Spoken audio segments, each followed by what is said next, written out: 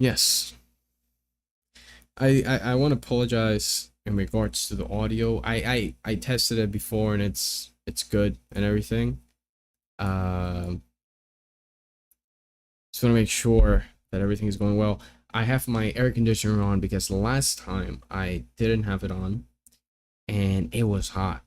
It was it's way too fucking hot and I'm not getting burned like that again. No pun intended. I'm just not doing that. Let me make sure that it's good though. Live. Let me make sure that this is good. Looks like it's good. Hopefully, bitrate and everything. Hopefully, maybe when I play the video, it's fucked up. I don't know. I was just watching stuff on YouTube and this game showed up, Crimson Desert, and I was like, you know what? I could go live, talk about it for a little bit. Starfield. Okay, I have this whole plan in regards to Starfield, which is it's the stupidest thing, and I know this is gonna sound immature and it's gonna sound stupid.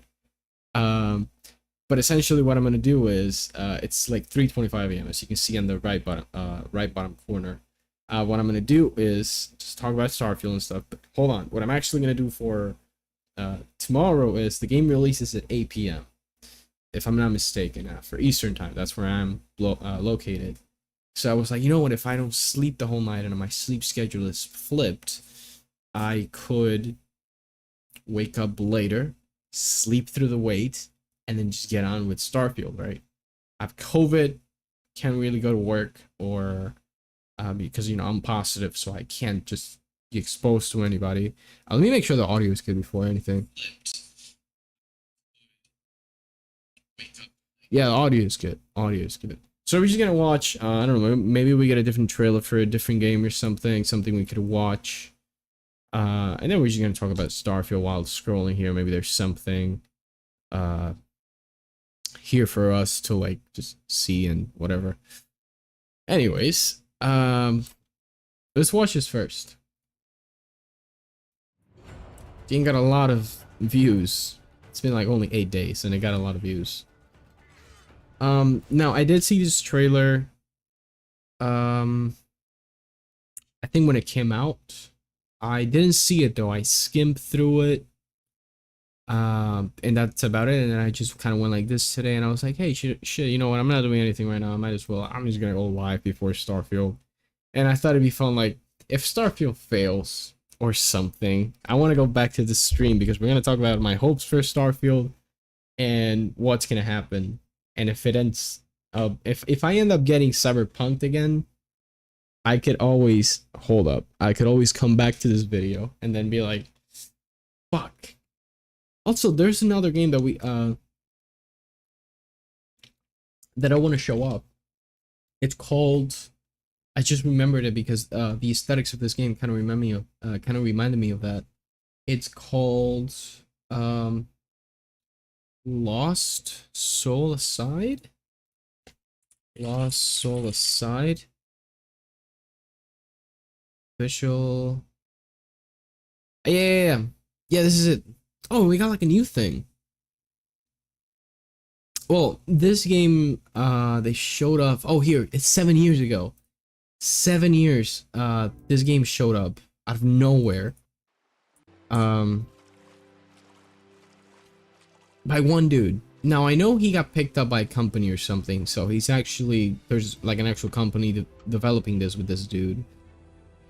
Um, but what looked really good about the game was the combat.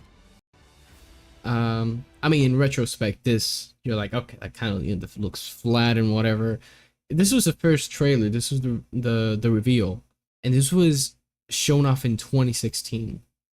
Oh, look, image. I mean, what you doing here, man? Um, and I saw this. I was like 15 at a time. I'm 22 now.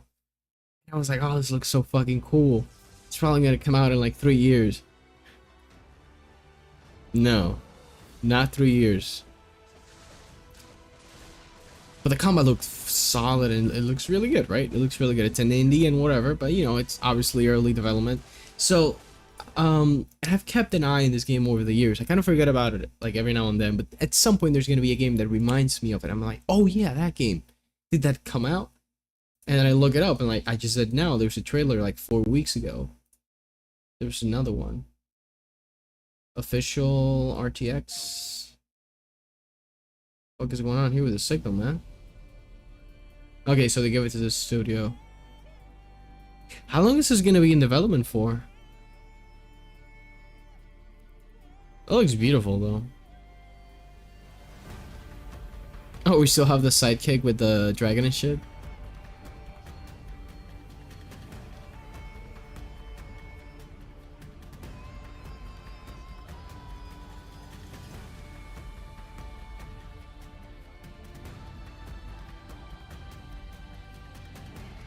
Oh, you know what this reminds me of? Oh, this is just sad what it's reminding me of. I'll tell a little bit. I'm gonna watch a trailer first.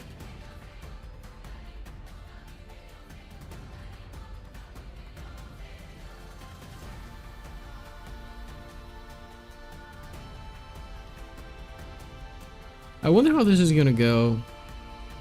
I mean, it's been in the oven for so long.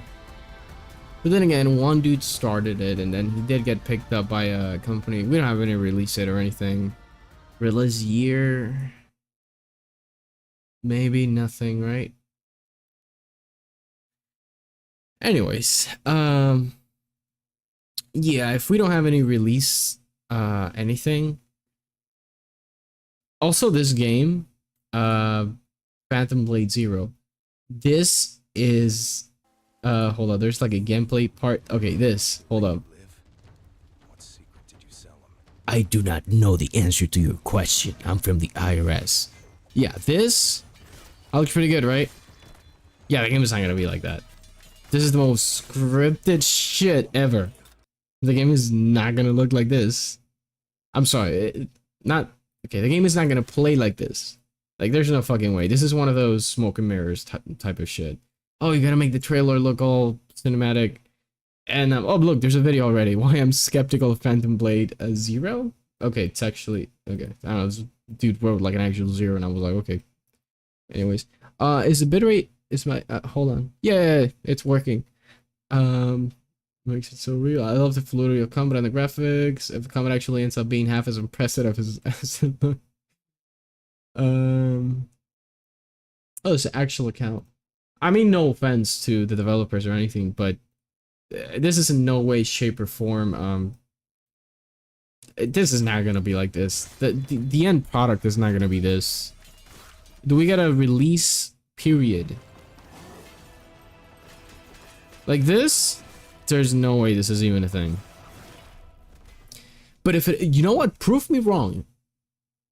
Prove me wrong, because if you can prove me wrong and just make this, if you can make this, hold up. If you can make this happen in game, then prove me wrong. Anyways, going back to Lost Soul aside, there was something that reminded me, and this is just sad.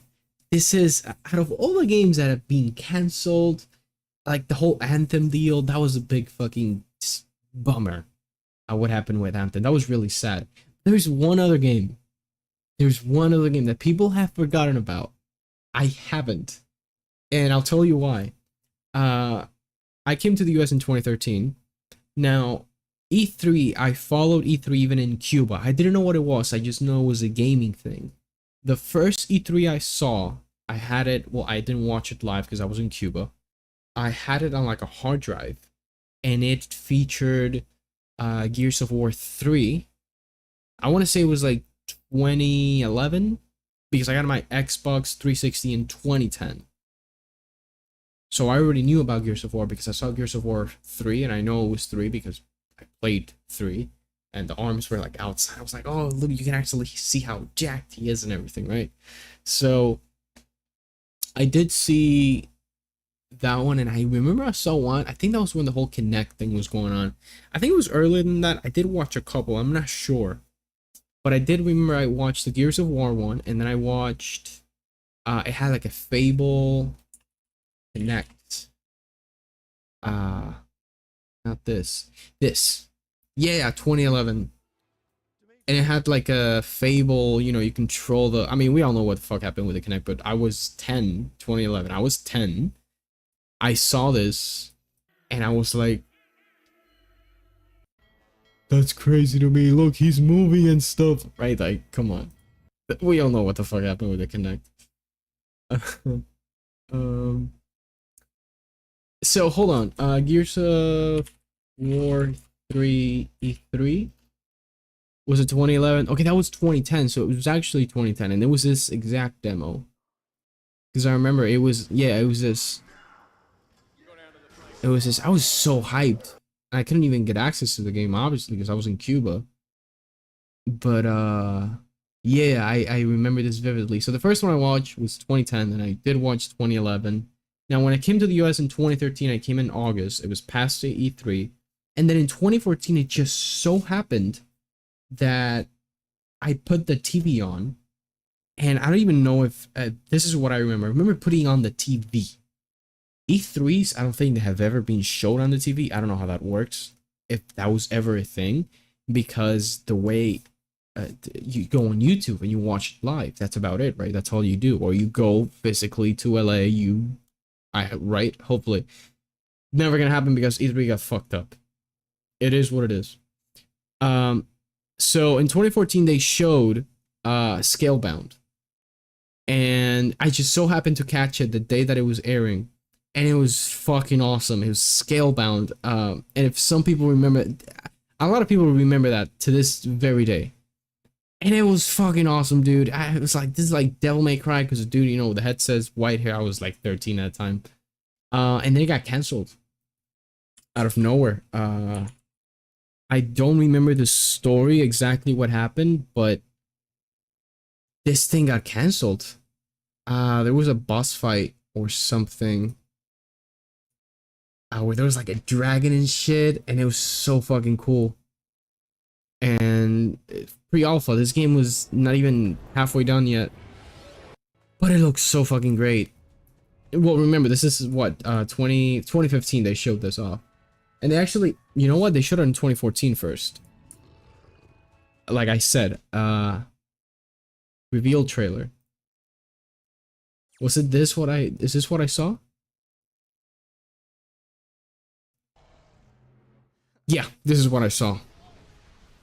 And I was like, damn, this looks so good. And then over the years, you know, I watched the gameplays and stuff, and it looks so dope. And I forgot what happened, but something bad happened, and we never got Scalebound. And listen, I know that, like, you know what? Maybe the game could have been shit. The game could have been the trashiest fucking game. And I know it's very easy to look at a product that was never released and say, oh, this looked like it had a lot of potential, right? When the game never came out, we don't know what the game was going to be, you know? Trailers are one thing, gameplay is another thing when the game comes out. But hold up. To this day, this is the cancel game that got me the most sore. And I'm still sore about it. And hopefully, I don't know what the whole legal side of things, what the fuck happened with this game. I could say, holy shit, I wish at some point Microsoft goes like, hey, you know what, we're gonna do this. We're actually gonna do Scalebound. We're gonna start it again, obviously, because I mean, I'm getting Unreal Engine 4 vibes. The frame rate was ass. The frame rate was just pure fucking ass.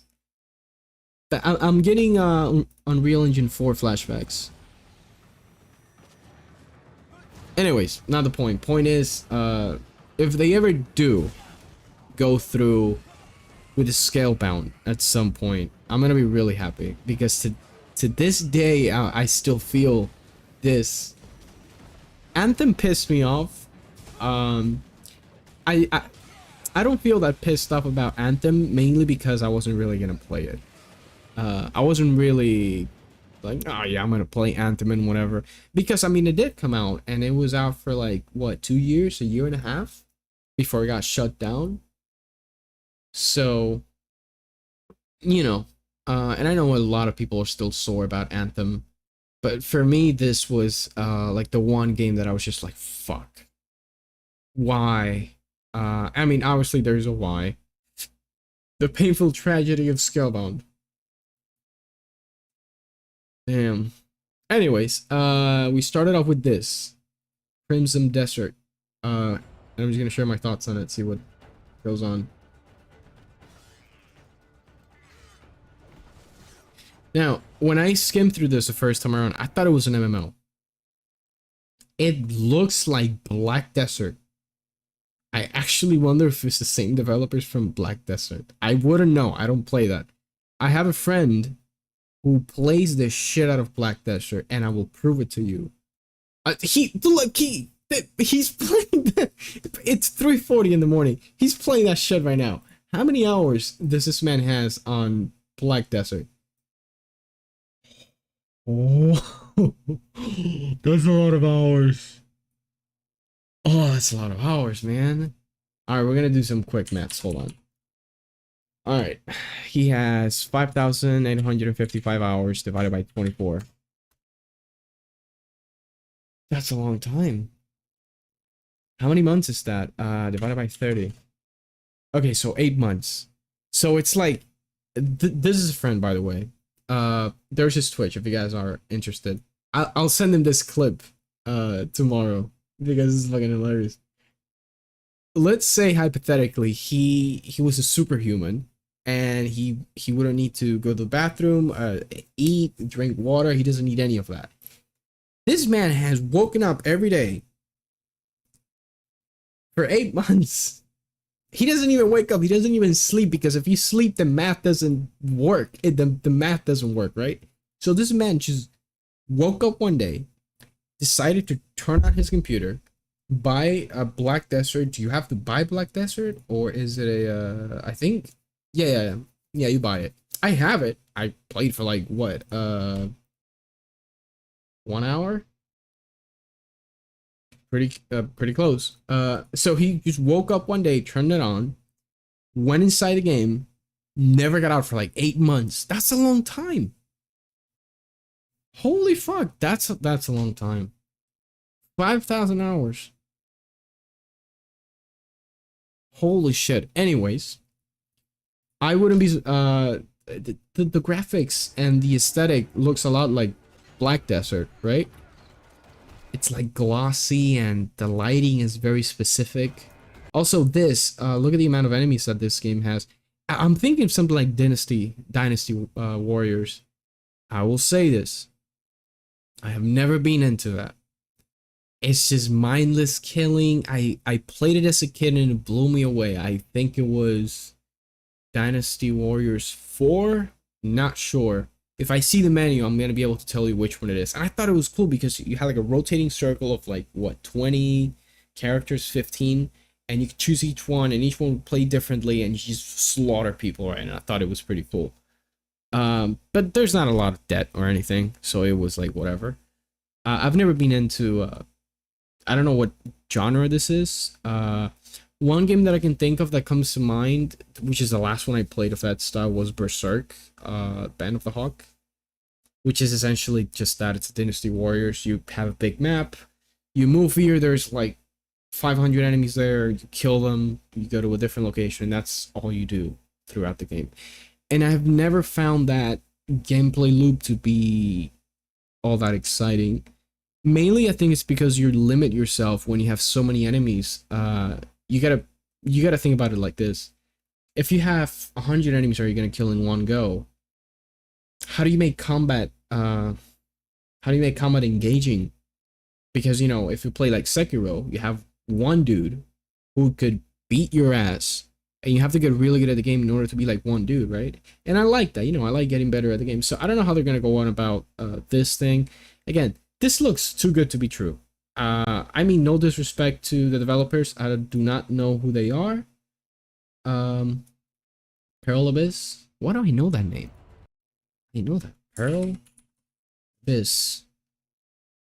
Oh yeah, they did make. Okay, so they did make Black Desert. They did. Okay, so I was right. thought they were bigger or something. I mean, Black Desert is already pretty big, but I thought it different studio. Um anyways, I mean this like, oh man, this looks great, right?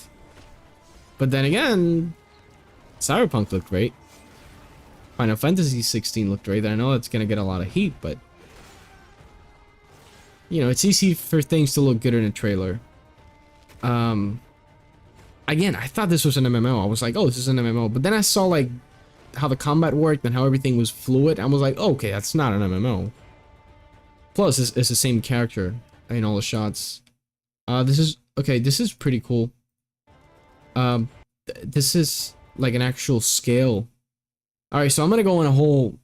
It's not a rant. It's a very personal opinion. It's not even an opinion. It's like one of these things that you notice that subconsciously they're there, but you don't really know how to put into words. It's not that. I know how to put it into words. It's the fact that it's somewhere in your brain, but you never think about it. And it's, for me, it's the scale of games. Somewhere like, for example, Witcher 3, Skellige. Right.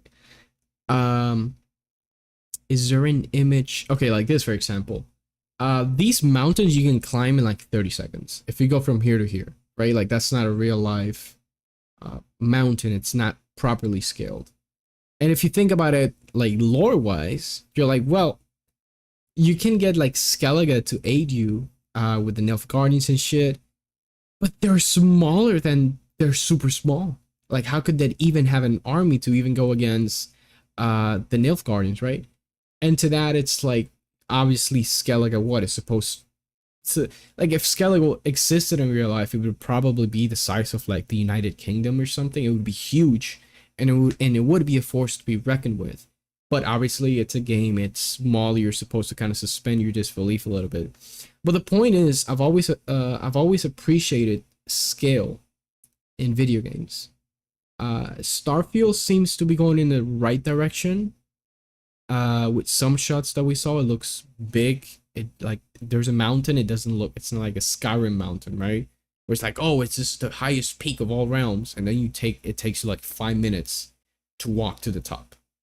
And that's always been immersion breaking for me. I know that's a very specific complaint I have about just games in general, and it's not even, you know what? It's not even a complaint. It's just I get it, limitations, right?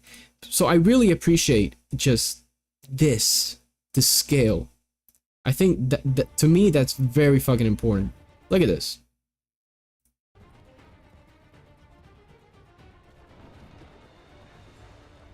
This is not coming out for consoles. Or is it? Is it coming out for consoles? I guess we're gonna find out, or maybe not actually. Is it coming out for welcome to the gameplay, actual in-game footage. Oh, it doesn't say anything. Hold up, let me go to the official website.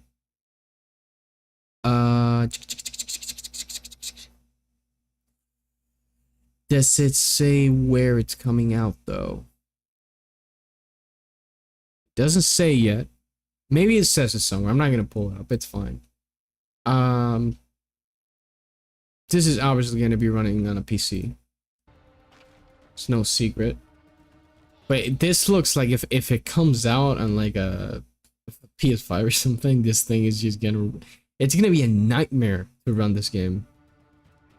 Because it has the smell of like bad optimization everywhere. And it looks smooth in the trailer. It looks pretty good. It looks pretty good. I'm getting like if you cover half the image, kind of looks like Red Dead Redemption, which is good. Lighting is actually pretty good. It doesn't look like just saturated. It looks pretty natural. I like that.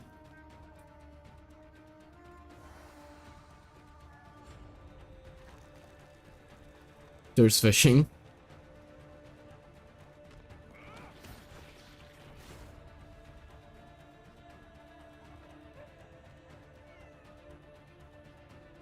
So you can carry animals and shit. Hold up. I got that reference. I don't even think it's a reference to like be proud of or like, oh my god, I understood that reference. But you see what I mean? That like that's a real fucking mountain in real life. And I really like that shit. It obviously comes at a cost of like you're probably not gonna want to walk from here to, I don't know, let's say there's like a tower right here, or like a dungeon or something, right? So you gotta make it interesting as you walk. Maybe there are other traversal methods. Maybe there are fucking flying mounts. I don't know. I didn't make the game. I'm not making the game. Not the point. The point is, you know.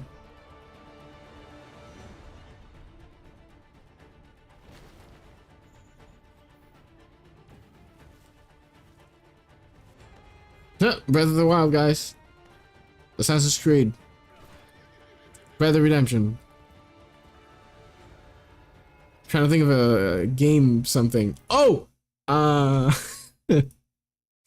Uh, Tears of the Kingdom. Holy shit. I'm just trying to come up with game references.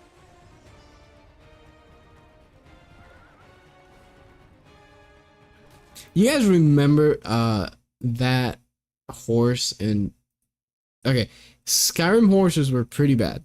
I think we can all agree that those have been like one of the worst horses we've ever had in gaming. But people forget about Dragon Age Inquisition, and it wasn't that they were inherently bad in a really fucked up way. It's the fact that they were so slow and they still added like the speed trail behind it of like the wind breaking. That was fucking hilarious because their horses were so slow and they still had the guts to be like wind trail speed. I'm like, you're going so fast. And here I get it because he's like accelerating it. Like, bro, he just went like 0 to 60, right? Like fucking V8. But in Inquisition, yeah. In Inquisition, they were so slow, and they had a fucking wind trail, which is the stupidest fucking thing in the world. Also, what the fuck is that? This reminds me of Valhalla a lot. Also, look at the cities. Assuming this is, I mean, obviously it's an open world that's gonna be fully explorable. Cities with actual scale. Now, my favorite city in any video game. Hold on, let me think about this for a second. Novigrad. I'd say Novigrad was amazing, but it lacked scale. Like Novigrad in real life, if you transport it from like the game, it's like a town in Alabama or something. It's pretty small. But in real life, obviously, it would be like a huge capital, right? So I like this is a small fishing town, whatever. And look how big it is because this is how it is in real life. Again, with the scale. Nope, Breath of the Wild. Shadow of the Colossus.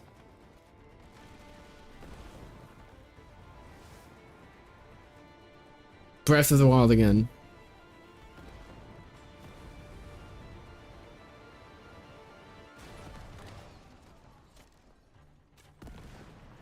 Really reminds me of Assassin's Creed Valhalla. A lot. Uh-oh. The Order, 1886. That was because, okay, if you missed out the Order 1886, the final boss was a quick time event, which is just fucking stupidest shit I've ever seen. Oh, these are the floating islands we saw before. Pretty good. Should have made it full screen. What the fuck am I doing? Just realized. Crimson Desert. Alright, listen, man. This is one of those things where you kind of have to step back and you know what? I'll believe it when I play it. Hold up. I'm not gonna buy this just like that. Obviously, you know, it looks very ambitious. It looks extremely ambitious. The world is huge. Look at the scale of this fucking thing. You have quests and shit. There's one take where the main character is like talking to someone. So like, you know, so it's a big world that you gotta fill with stuff to do. The combat looks to at least be aiming to be like a very complex combat system if we even get what we are being shown in the trailer. Um, but it's just one of those things where you kind of have to, you know what, just let the game come out. Don't, unless we see more and more and more stuff. Again, a lot of people might be really faithful in this game because of they developed Black Desert. Now, like I said, I played for like 1 hour. That's about it. I have zero context. I remember Black Desert. It was in like early access back in like 2016 or so, and you had to download like a thing that was a VPN that you have to be from China in order for you to play it, and it was a whole thing, right? And it was like hard to do, and I tried to do it and I couldn't do it, or maybe I did was able to do it, but once again the game was on Chinese. I couldn't read that shit. Um, so it was for like nothing. The game, if I did, it probably ran like shit because I had a 970 at the time, which is actually, it's actually not that bad. The 1080 came out in 2016, and I would assume if it was a 2 year cycle, the 970 came out, sorry, like the 900s came out in 2014, I would say. Maybe. I remember that we jumped, I think the GOAT at the time was a 780 when it came to the US, because I think my uncle had a 780, I'm not sure. And then from there, I think we jumped not to 800, we jumped up to 900. And then on 2016, we got the 1000 series. And then 2018, we got the 2000. 2020, we got the 3000s in 2020. Yeah, halfway through 2020, we got the 3000s. Oh yeah, now we got the 4000s on 2022. Right? Was it? Yeah, it was 2022. That's when we got the 4000s. Aaron Polo. Yo, I do not know who Aaron Polo is. No idea. Identify yourself. Anyways, point is, I forgot what I was saying. Holy shit, I lost my train of thought. How do I look at the chat again? Hold up, I'm trying to figure this thing out. Just give me 1 second. I can't put, okay, I gotta put it vertically. That's fine. Anyways, yeah, it was a 780. I think that was like the GOAT back then. And then it jumped to like 900. So I did have a 900, and it well, okay. The problem is that I'm thinking badly about this GPU, not because it was bad, because it wasn't. Also, there was a whole issue. They had like 4 VRAM, like 4 GB of VRAM, but then there was a whole thing where the card actually had like 3 or something. I think it was the 900 series. GTX 900 VRAM scandal. Lawsuit over the 970. It was a 970. Look, here it is. The 970 has an incredibly successful graphic card for Nvidia. Holy shit, let me read. I'm not gonna deactivate the when using more than where is it? Only seems to be 3.5 of its 4 really utilized. There was a whole controversy where it didn't have, yeah, it had like 3.5, it didn't have the 4, which is just like shit. And so yeah, and I think from there, yeah, 780, 900. But the main reason that I think I'm very fond of this GPU, because it was my first one. I had an integrated graphics card before that, by the way. It was integrated. It was bad. And I had, I'm not gonna forget this. It was an AMD FX 63 6006. Was it this one? Shit, I don't recall. It might have been this one. When did it come out? Release date? Because I had it since like 2013. 2012. Yeah, it was this one. It was an AMD FX 6300. There was just a lot of bottleneck, and it just, the RAM. It was, you know, my parents got me the computer. They couldn't really afford it. It was a pre-build. And then in 2018, I got my 1080. I got my 970 in 2015. They came with The Witcher 3. And then I moved to 1080, and then I jumped to the 3080 that I have right now. Which I pray to God that Starfield. I played on the Starfield run, man. It's right there. It's where is it? It's preloaded and everything. Where is it? There it is. It's preloaded. So like at 8 p.m. it should unlock. So that's less than it's a little over 12 for 16 hours actually. 16 hours. Anyways, back to this game. This is gonna be a performance fucking intensive ass game. I know Black Desert has had some performance issues. But then again, it's an MMO. The game looks great graphic wise. So obviously it's gonna, it's an MMO. There's a lot of players playing and shit. This is gonna be a single player, it looks like. So yeah, it's a completely different thing. But once again, if this is for real, I believe it might end up being a surprise hit that explodes in popularity and acclaim, like the first Dark Souls, The Witcher 3, Baldur's Gate 3, etc. Really looking forward to seeing where this goes. That's the thing. It looks great. It really does look great. I'm not bashing on it, but then again, there are games that have come out and they look great. Fallout 76 looked great with the trailers. Country Homes Take Me Road. Country Homes Take Me Home. Sorry. It looked great. Cyberpunk looked great. Hogwarts Legacy looked great. And here we are. So it's a trailer. But then again, on paper, it looks fucking great. Shit has to come out. What other stuff? I don't know if I should just jump into just talking about Starfield, or maybe I'm just kind of hoping that different subjects like video games, they just kind of chain into each other. Modern Warfare 3, I'm not even gonna bother. I'm not gonna bother. I'm not gonna bother with this shit.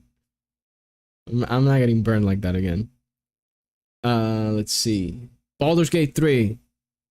I have been playing it. I actually haven't played it in a long time. Since I got like COVID, I haven't played it. I even uninstalled it so I would have space for Starfield. I put 37 hours. I'm still on Act 1. I mean, I'm like transitioning into Act 2. I'm not gonna spoil anything, but I'm like almost there.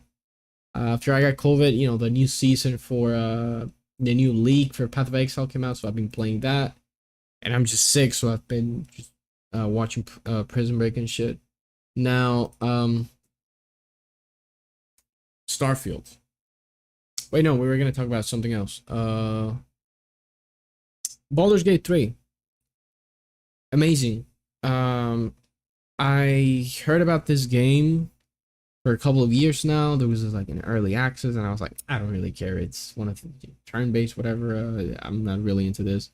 Then Path of Exile came along, and I was like, whoa. You know that meme of like Shaq trying a hot wing, and then he goes like, oh, wait, this is actually pretty good.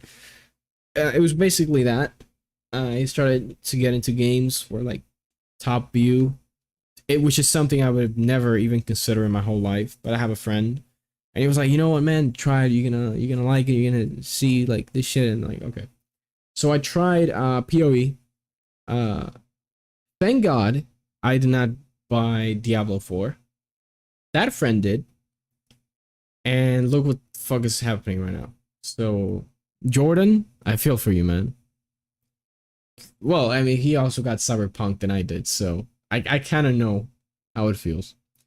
I mean, we all know how it feels. My biggest disappointment, Kingdom Hearts 3, was probably the biggest disappointing in gaming that I've had. Kingdom Hearts 3 is the one that I'm like, fuck. Kingdom Hearts 3 was, I swear to God, it was the most magical thing ever, right? The wait for it was amazing. When I played KH2 when I was 7. I think I got it in 2008, if I'm not mistaken. Yeah, I got it in 2008. My uncle visited. Yeah, I got it in 2008. So I was 7 when I played it, and it blew my mind how it just like, it was amazing, right? It's an amazing game. And then obviously I played the rest after that, and just the ending of Kingdom Hearts 2, we all thought it was gonna be Kingdom Hearts 3. It wasn't. It fucking wasn't. That was for fucking Recoded. Actually no, that was for Dream Drop Distance, I think. Or Recoded? I don't know. No, it was Dream Drop. It was Dream Drop. It wasn't Recoded. I think Recoded is after Dream Drop, or I don't remember. It's not the point. The point is, for the reason a lot of people said we've been waiting a decade for Kingdom Hearts 3, it was because of that, because they played it as a kid and they thought the ending of Kingdom Hearts 2 was gonna be like, oh, now this is Kingdom Hearts 3. We should do tier lists. We should do tier lists. Is there one for Kingdom Hearts? Oh god. Oh god. Why is this here? Is this where people go to? I've actually never done a tier list before. This is a very new thing for me. Kingdom Hearts. Porn star tier list. Yes. No, we're not gonna do that. Kingdom Hearts characters, Kingdom Hearts games. I would assume this is like the games. Right? No, it's just characters. Where are the fucking games? Kingdom Hearts characters, Kingdom Hearts. Is there, hello? This one? Is it this? Bro, this thing is just missing games. It's probably not even for like Kingdom Hearts franchise. Here it is. Oh, and Kingdom Hearts games. Let's see. Let's see. Fucking load it. X. Pretty good. It's pretty good. I love how there's like S and X. Why is this not loading? No idea why it's not loading. Can you please load? I don't know why it's not loading. It doesn't want to load. Let's try this one. Maybe it loads. All right. All right, this works. So the thing with Kingdom Hearts 3 was the trailers looked amazing, and there was a lot of magic because we all played it when we were kids. We were all in love with the game, and we still are, especially 2. I would assume the big majority we like 2 more than anything. And then 3 came along, and 3 wasn't even a conclusion. It was a fucking setup of the other games that Nomura wants to fucking release. It wasn't even a conclusion. It was like, we're setting everything up. I'm a genius. Which, by the way, I'm gonna go on record saying this. If I could take any job in the world from anyone that I think does not deserve that job, Nomura. The man can draw, but oh my fucking god, he cannot write for shit, I swear to god. Anyways, I'm not gonna rant about Kingdom Hearts. We're gonna do like a fun tier list. Alright, so first things first. That's it, right? That's about it. Kingdom Hearts 2 had it all. Kingdom Hearts 2 to this day holds up incredibly well. It doesn't even hold up. It could come out today and it would still be a great game. Because the mechanics are so incredibly solid that they still work. They're great. The only thing that you can make an argument for is the graphics. And it's not like a realistic game, it's artistic. So the graphics, it's kind of like if you played how many games that I could think of, and they're not coming to me. Ori and the Blind Forest. It came out in 2015. If you play it today, it still looks great because it's not realistic. It doesn't imitate reality. It's its own artistic. It looks great, right? It doesn't age. You could make the argument with Kingdom Hearts. You could make that argument. I would understand if you don't see it like that. But if this game came out today, it would be a mess. It would be incredible.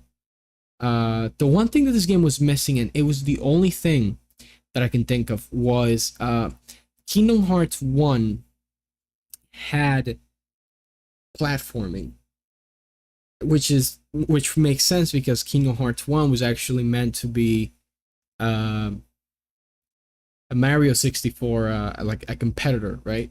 So it would make sense. But you know, going through Kingdom Hearts 1, you have all the trinities, you had all the hidden chests, all the secrets, all the stuff you could interact with it, with the environment, and you would like get new powers and new stuff, and you would want to come back to the worlds and like redo them, not redo them, but like just keep exploring. And the maps were huge. Halloween Town was huge. All the maps, they just had a bunch of mechanics. Even Alice in Wonderlands, which I know a lot of people don't like, it had its own thing. Where you had to like get big so you could move some stuff, and you had to get small again, and it was like a whole thing, right? And Kingdom Hearts 1 did that really, really great. Kingdom Hearts 2 kind of said, we're not doing that at all. Um,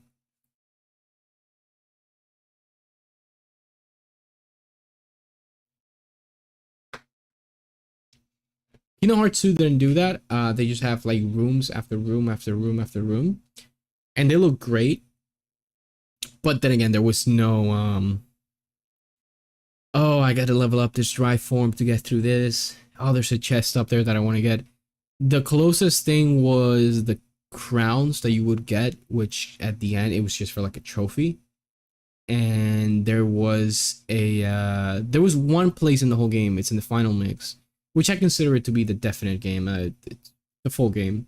The Cavern of Remembrance, which you would actually need to level up your dry forms in order to get through it, which was cool as fuck because if you had to go out of your way to do that, and then there was a lot of stuff waiting for you in that cavern. There was a lot of expensive materials.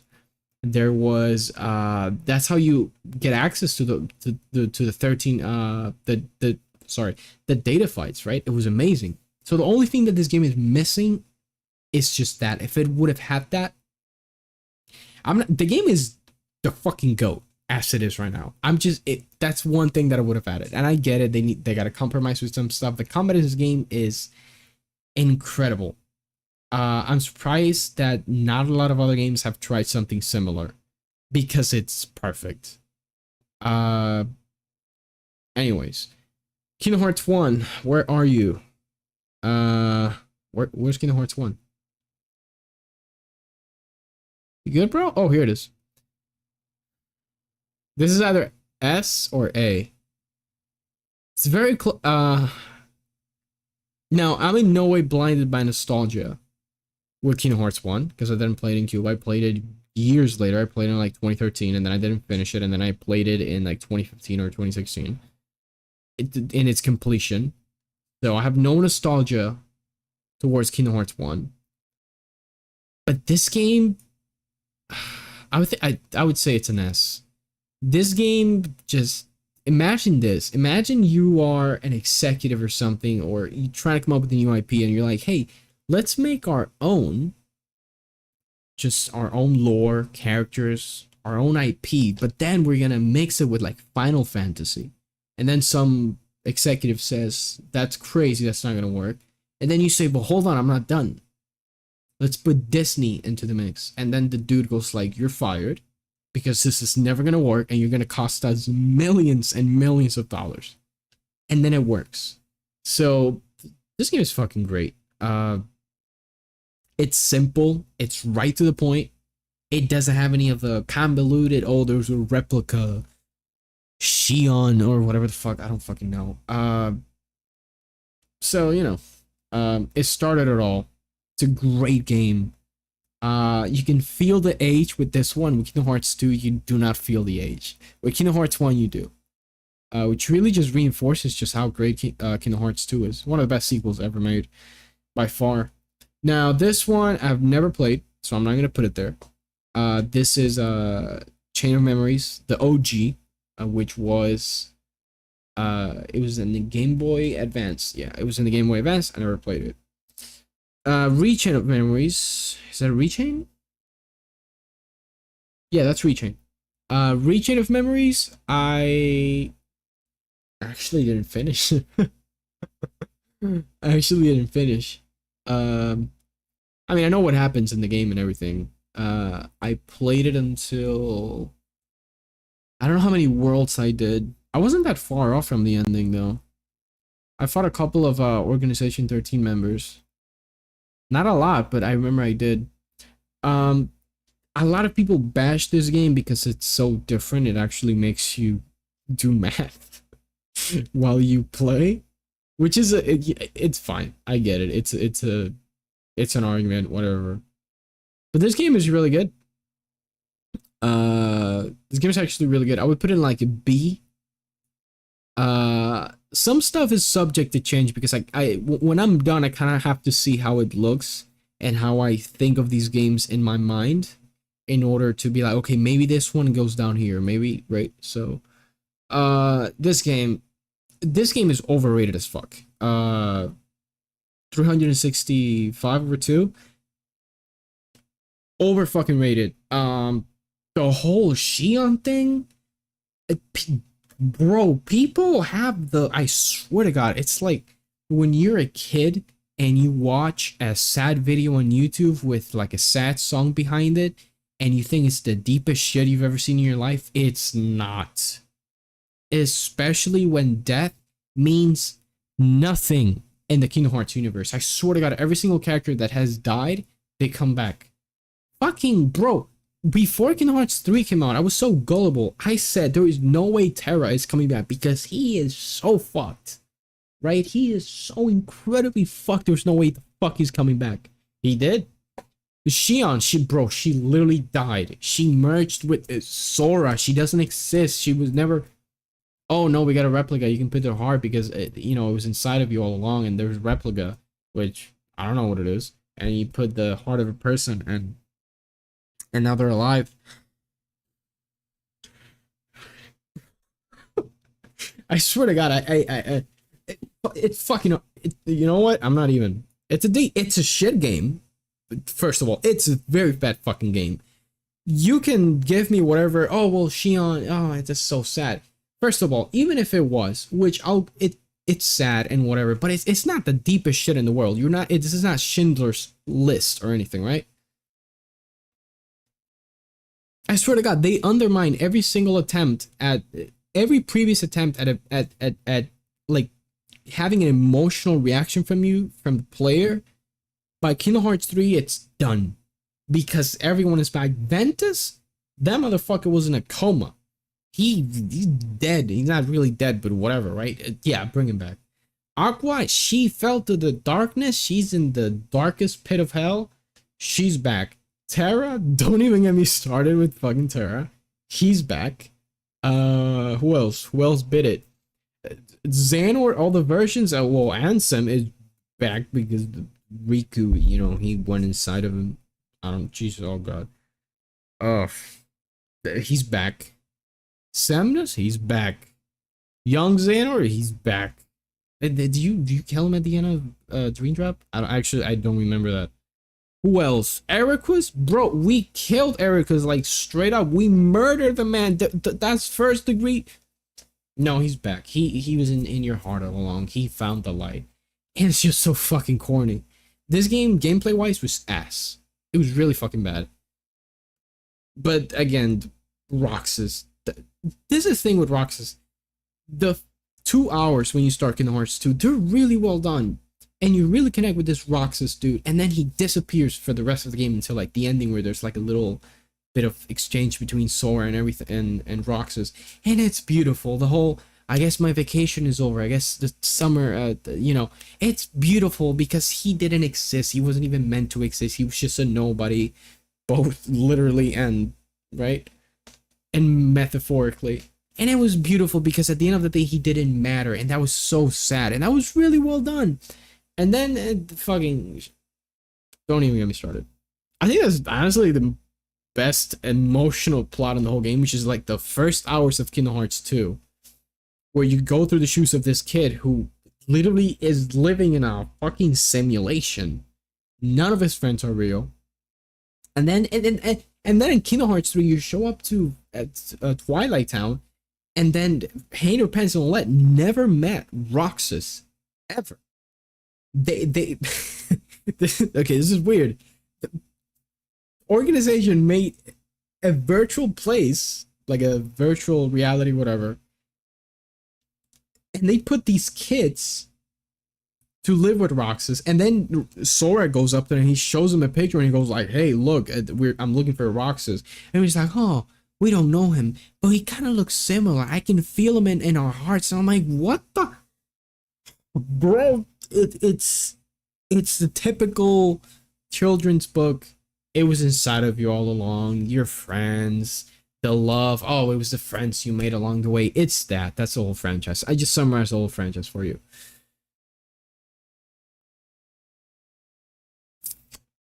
You know what? Okay, this is where I see a good change. I could probably put this because objectively, I don't think there's any F. I mean, I could just go like this. Yeah, you know what? Don't even bother playing this. But that's the thing. That I understand how the story can affect some people, so I'm just gonna leave it like this. Out of this, I don't think anything is an F.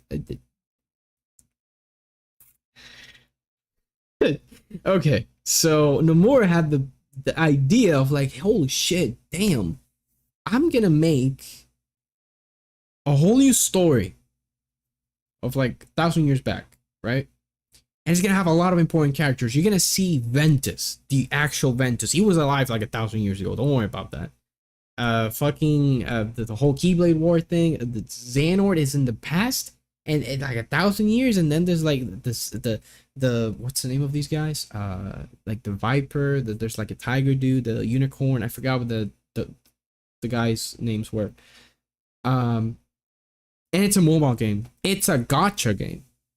So this just goes straight enough. And the story is literally told through like it's a mobile game, and it's not even a good mobile game. I mean I had my fun playing this, and I did put like $30 into it at some point, but like that's about it. This is just wrong. Recoded, never played it, so I can't put it up there. I have actually heard that this game's so the way these games are divided is both of these three their combat system essentially is what Kingdom Hearts 1 and 2 were. Every other non-mainline entry has a command system, which I've never been a fan of, especially in Birth by Sleep. I think Birth by Sleep probably the worst of them all when it comes to that. I lost my train of thought. Shit. But yeah, so I heard Recoded actually did this better than anyone. I've actually never tried it. I have yet to try it. So I can't say anything because I've actually never played it. Dream Drop. All right, listen, guys, hold on. The story. This is okay. Listen, Kingdom Hearts 1 was pretty simple. 2 started to get a little complicated here and there, but it's pretty easy to follow. But then the whole Dream Drop with time travel and everything, why was that even a thing? It was for the 3DS. This game is surprisingly fun though, I'll give it that. I would definitely put it above Birth by Sleep. Birth by Sleep, it's a hatred that I feel to this game. The combat is ass, the story is fucking stupid. That's about it. You have a story and combat and they both suck. What do you want me to say? Dream Drop Distance, I would say it's objectively better than Birth by Sleep. Even though the game had issues, the game is actually very fun. The maps were huge, and it was running on a 3DS, by the way. Sure, there wasn't a lot of detail around. Flow motion was OP, but it was fun. It was just an overall fun game. It's not my favorite. And I do give this game a lot of shit for its convoluted plot and why. But it's fun. And if I had to put it in a tier list, I would definitely put it along Shed of Memories. Probably here. Bird by Sleep, point 2. I don't even know if I should even put this in a tier list because it's a demo. It's not a game. I don't even know how to judge this properly. It's It's an hour and a half. Just introduction to KH3. This was they obviously wanted to make some money while at it. Plus, it did serve as a good. Here it is. This is what Kingdom Hearts 3 is so far. Let us know what you think. We want the criticism, and then we're gonna make changes on Kingdom Hearts 3. So like, if you think about it like that, that's actually really good. I don't think I could judge it because it's a demo. It's not really a game. And then just Kingdom Hearts 3. This is a problem with tier list. If I put it here, right? The thing is, if I put it here, it makes sense. I don't feel like this should be here though. But if I don't put it here, then I'm saying that this game goes hand in hand with Dream Drop and Chain of Memories, and I can't put it any lower because then I'm saying that this game is objectively worse than Birth by Sleep or at the same level, which is not. It's not. I mean,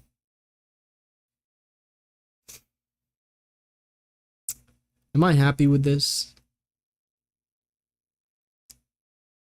Yeah, I don't know where I should be placing this. I would place it like right on the edge of like A and B. That's where I would place it. Yeah, I feel like I would just leave it here.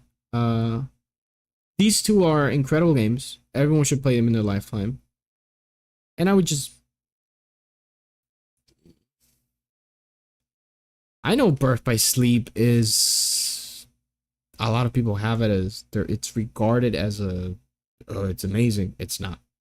It really is not. It has the stupidest fucking plot. And the combat system is my least favorite in the series. Now remember, this is personal. Alright, this is personal. So some dude is gonna be like, oh, Bird by Sleep, S tier. But this is personal. I'm trying to be objective about it. I don't think I expect. I mean, I probably did. I don't know. I don't know how I was thinking, but Kingdom Hearts 3 being better than 2, that's you got big shoes to fill. And now we got Kingdom Hearts 4 happening, so maybe it's a thing with even numbers. Maybe now we get an even number, and now the game is as great as 2. We'll have yet to see, but when Nomura is behind shit, I just don't.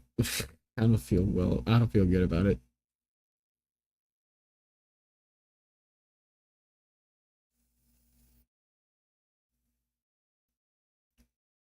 Anyways, is there any other tier list we could do? Porn star. Why? The list to write my essay. What? Essay writing comment. These are ads, right?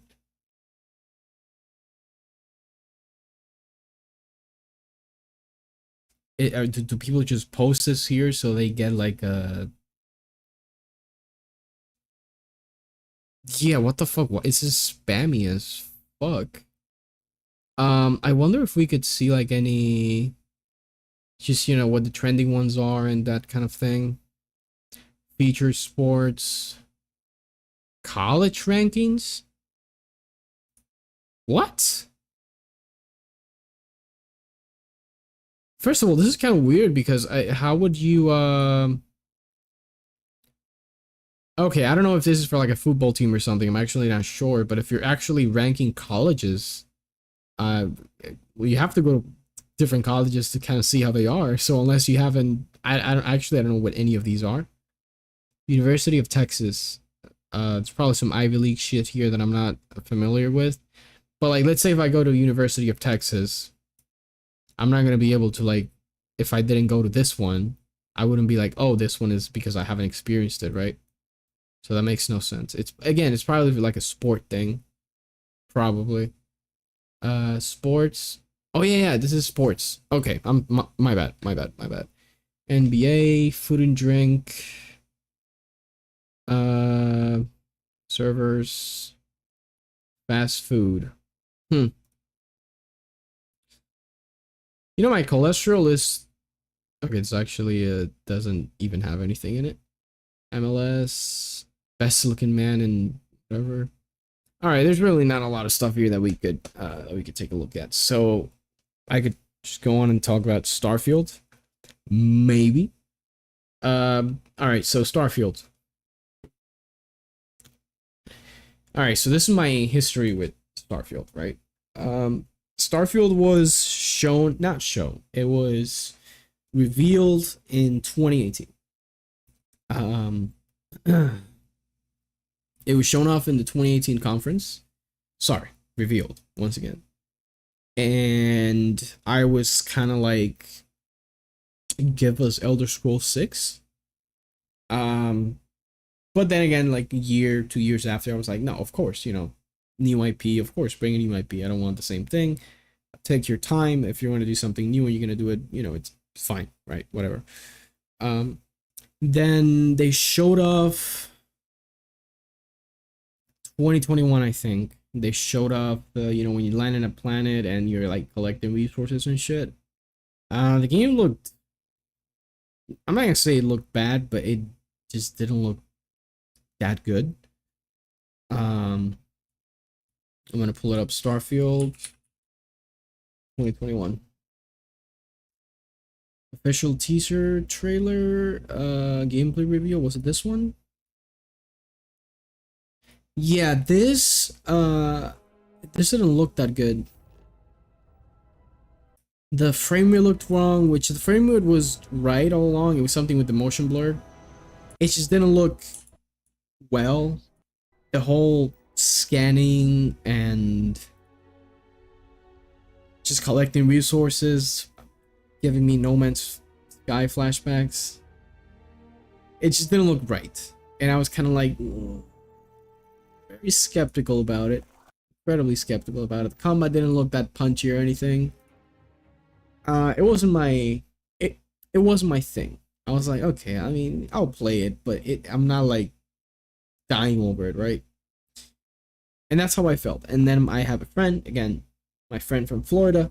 He was really excited about it. He still is, obviously. Comes out today.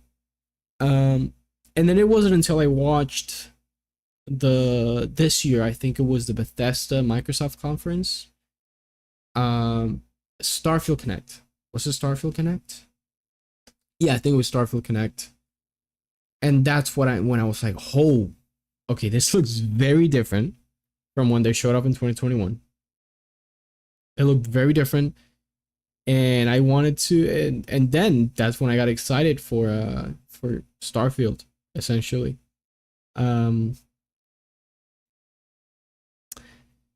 So after that I got pretty excited.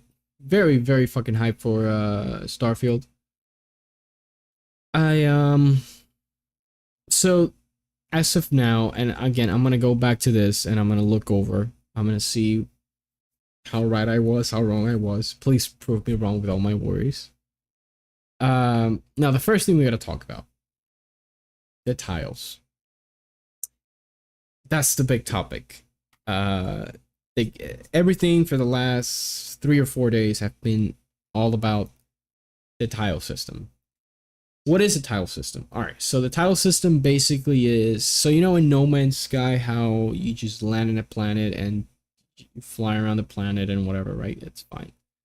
So what the tile system does is it gets a planet and you have multiple, thing is breaking. You have multiple tiles that basically cover the whole surface. And when you get to the end of one tile, you have to go back to your ship in order to get to the other one. You can't just walk around the whole planet. And that's kind of like the big controversy with Starfield, essentially. Is it a valid concern? Yes, I was actually very pissed when I found out. But then it wore off. I was pissed for like an hour and then I was like, you know what? It's fine. I don't mind it as much as I thought I would. I still have yet to see. Maybe it's very obvious. Maybe when I play the game, it just doesn't. I don't know. We have yet to see how that's gonna go. So Initially, I was very pissed because I said to myself, well, it's a space game. Um, what do you mean I can't just walk around a whole planet? And some people were like, well, why would you want to spend 6 hours walking around a whole planet? And I'm like, you won't. You don't want to do that, and that's fine. But I want the option there because you can do it in No Man's Sky. You can walk around the planet, and it's gonna take you a couple of days actually to do it because it's a fucking planet. But I like the fact that it's there and it's not an illusion, that you're physically moving around the whole planet. To me, that's beautiful. I love it. I really love it, right? The fact that you can do that. Does that mean I'm gonna do it? No, but I want the option to be there because some people will do it and it's gonna be fucking hilarious, right? And it breaks the immersion. Now, I'm perfectly fine with this. Like I said, originally I wasn't. Sorry. Originally I wasn't. I I was very upset about it. And I was like, fuck. And they did say the stuff with the tiles before in November. I know that.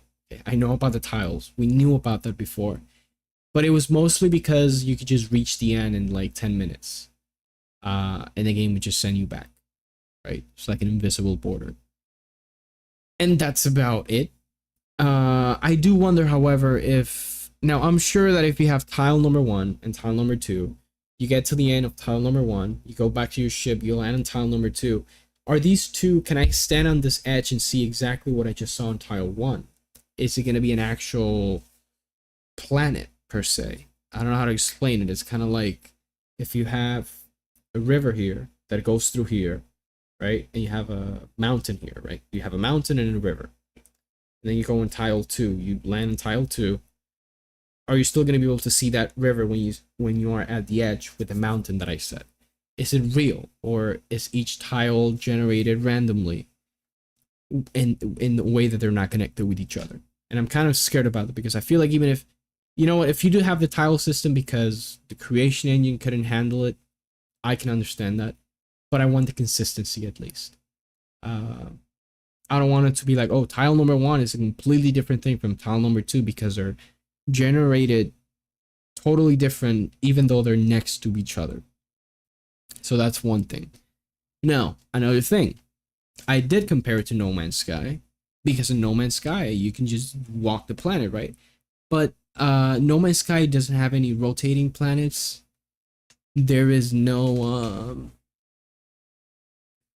the planets don't rotate around the sun. There's no cycle that happen. It's not like the real galaxy. They're just kind of there in the same spot every single time you go to them. And I think in Starfield there's like an actual orbit going on. So you got to keep those things in mind. It's more complicated, but then again, it's probably because of the creation engine. Let's be honest. That's probably what it is. If we're being honest. Now, the thing that bothered me the most, more than the tiles, was, and I may be wrong because I saw this on people talking about the leaks and shit. I actually don't know. When you land on a planet, you're in space. You press a button and then you go into a menu and you land on the planet. That breaks the whole immersion, in my opinion. And I heard that planets, you can't even get close to them. They're just kind of there. And you can fly as much as you want, but you never get close to the planets at all. You never do. So you can't really like land yourself, which is just sad. And I get that because the popping, especially with this fucking engine that is was Morrowind running on the creation? Morrowind's creation engine? Yeah, it was. Okay, so this shit has been around since Morrowind, and it's the same engine, and it's, bro. When Fallout 4 came out in 2015, people said that it looked outdated. Fallout 4 in 2015 when it came out. So you might, and the thing is, you can see the limitations. Maybe if they were using something else, maybe if they just moved on into a new engine, or we could have all the good shit. You could land on planets, fly around, probably. And still, that's very hard because even in a game like Star Citizen, they're still even popping and everything when you fly around a planet. But it's very immersion breaking in my opinion. Still, I'm willing to accept these sacrifices. Uh, Bethesda hasn't been open about some stuff. I mean, sure they were open about tiles, but the whole like flying to planets, the galaxy. I'm just scared it's gonna be like like there's just I don't know. Can't really fly to the planets, which is honestly the thing that is just bothering me the absolute most, more than anything else, more than the tiles. And that's about it. Those are the only two things that I'm concerned about.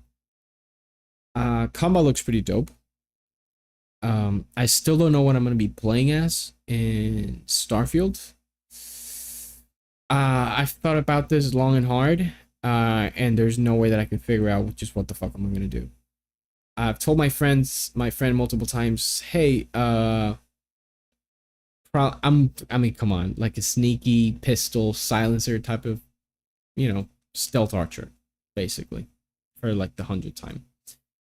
I don't know. I'm just gonna try some stuff. I'm gonna see what I have the most fun with. I don't want to fuck up my character. But it is what it is. I'll see what works, what doesn't. There's probably gonna be like a respec thing. I don't know how the skills are gonna work. I actually liked how Skyrim went about doing the whole skills where you actually had to use stuff in order to level it up.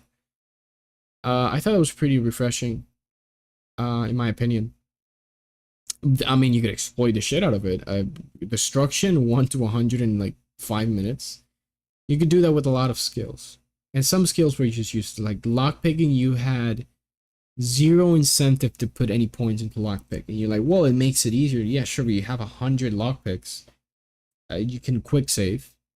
And you can burn to like 5 of them, and then you can just do a master lockpick and it's fine, right? You can totally do that and it's fine. So some skill trees like speech and lockpicking were just entirely useless.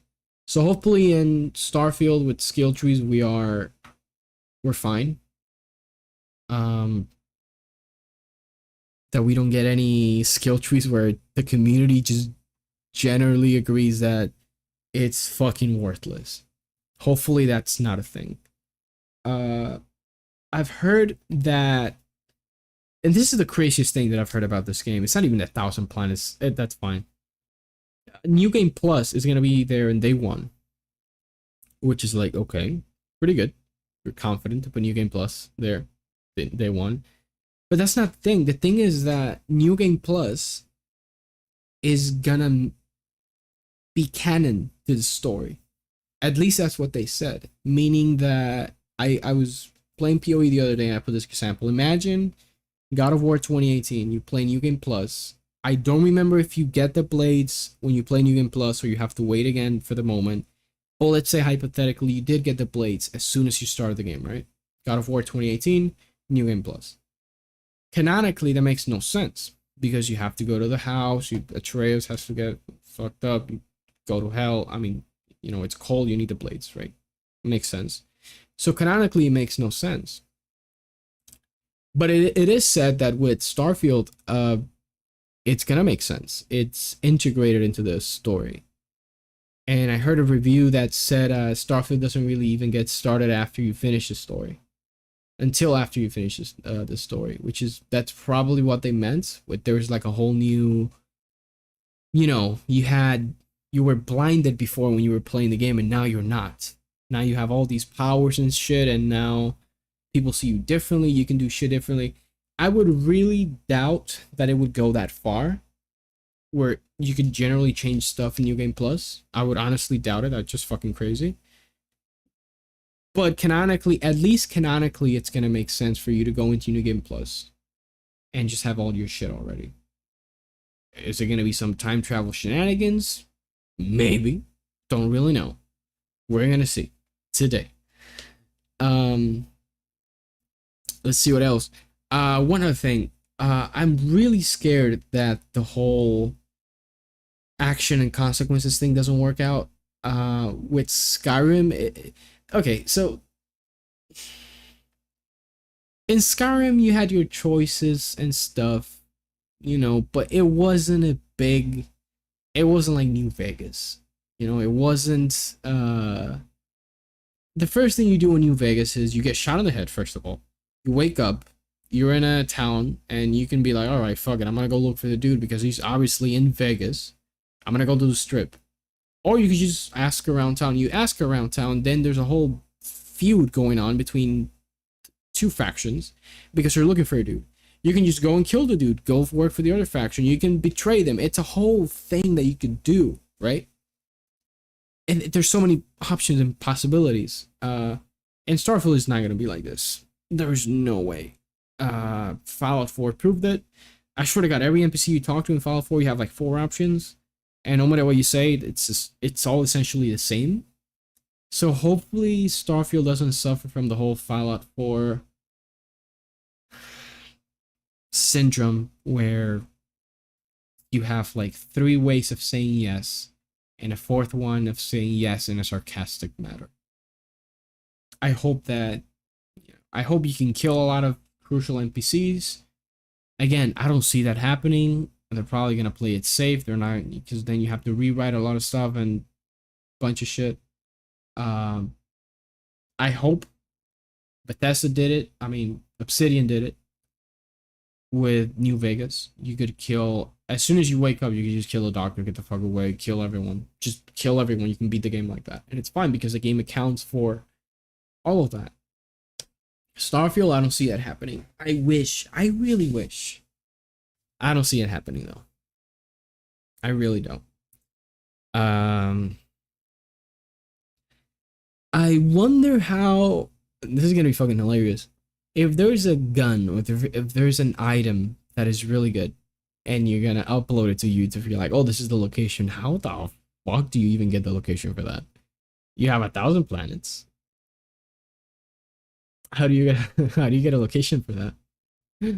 I mean, obviously, stuff is gonna be randomized. It's gonna be pushed to you as you play the game.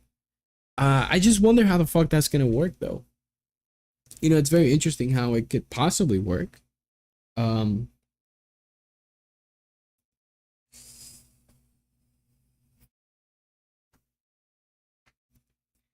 but I don't know because there's so many. Like for example, if you start in the main galaxy, whatever, and then what if I want to move into a different galaxy than my friend? How are we gonna get the same content pushed to us? Then that wouldn't be very unique. Then that wouldn't be very unique, would it? People want it's like Skyrim. You experience Skyrim in a different way than I did. Sure, your beginning hours, you go to Bleak Barrows, I think. You climb the thing, you kill the dragon, whatever. They're pretty similar to everyone, but at some point you just make your own story. You go here, you do this guild first. So I hope there is a I hope the content that is pushed when you land into the planets is randomized enough so that players just have different experiences. And I'm wondering how their whole I gotta pee. Holy shit. I've been holding my pee for like 30 minutes. I really have to go pee. I've been trying to hold it, but I can't. I'll be right back. Hold on.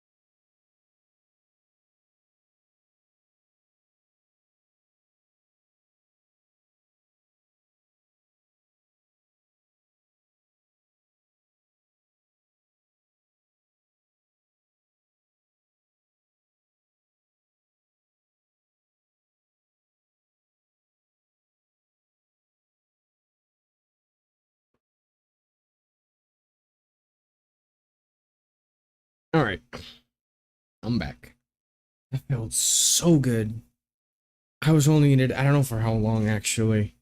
And I was like, I don't feel like sending up, but what was I saying? So yeah, I wish that it's randomized enough. Sorry, that's not what I was saying. I was talking about the procedurally generated stuff.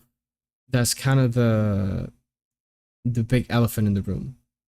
How, well, first of all, I feel like it would have to be obvious because I feel like at some point in the game we're gonna feel like, hey, I don't wanna, I'm getting all this content push. I don't want to play this. I want to do stuff that was handcrafted. So hopefully we get hopefully it's obvious. Not obvious in a way that the procedurally generated stuff is just bad, but obvious in a way that the game just tells you straight up, hey, this is procedurally generated stuff. It's not handcrafted, right? So hopefully, you know, I feel like I want to be guided towards the handcrafted stuff whenever I want to. I'm not saying that that's all I want to do, obviously not. But I feel like there should be an option, or there should be like a thing in the menu that you're kind of like, okay, that's I know what I'm getting into, right?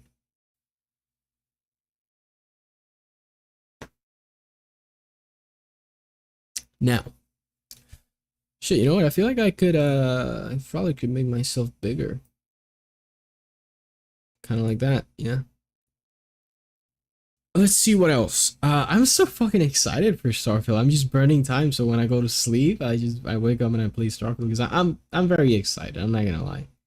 And if you think about it, this is gonna be 2011 all over again. Hopefully, in a good way. Hopefully, in a good way. Where 10 years from now, if we're alive, and we haven't destroyed the world with a nuclear bomb or something, we can think back to it and be like, oh man, 2023, man, when Starfield came out. Ah, oh, God, good times. That was the, oh man, I'm still playing it to this day, the modern community. That's a given. This game is going to be the most modern game of all time. We have Skyrim, and now we have Starfield. And this is the way it's going to be. 100%. There's no fucking way it's going to be otherwise. So, hopefully, it's kind of like Elden Ring. When Elden Ring came out, I was actually very skeptical of it. Mainly because I was like, okay, first of all, FromSoft has never done an open world game. That's the first thing.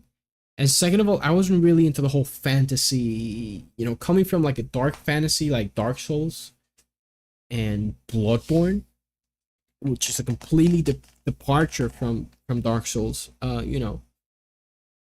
But no, they chose to go with I want to say generic. It's not that it's generic, it's just I feel like I've seen it before. And I was very skeptical about it. I was actually very skeptical of Elden Ring, and I was like, eh. And then it turned out to be one of my favorite games of all time, right? So I feel and you know, and when I hit play for the first time in Elden Ring, I was like, shit, I gotta enjoy this, because by the time that I'm done, a couple of years from now, I'm gonna think back to it, and then I'm gonna be like, oh, that was amazing. The first playthrough, I'm never gonna forget that, right? So I kind of hope that it's the same with Starfield, essentially. And please, I really hope that I'm right. I really do hope that I'm right. But again, all we gotta do is just wait a couple of hours. Not a couple of hours. We still have like more than 10 hours to go. But I really hope that that it's just one of those games that I'm gonna be like, fuck, I was there when it released. I played it. I couldn't let it go. It was amazing, and I'm still playing it to this day with all the mods. Look at this. We have a whole new planet thing that it's like people modded. Hopefully that becomes a thing. Once again, we have yet to see any of that. We don't know. Some people are preparing, which is fucking stupid.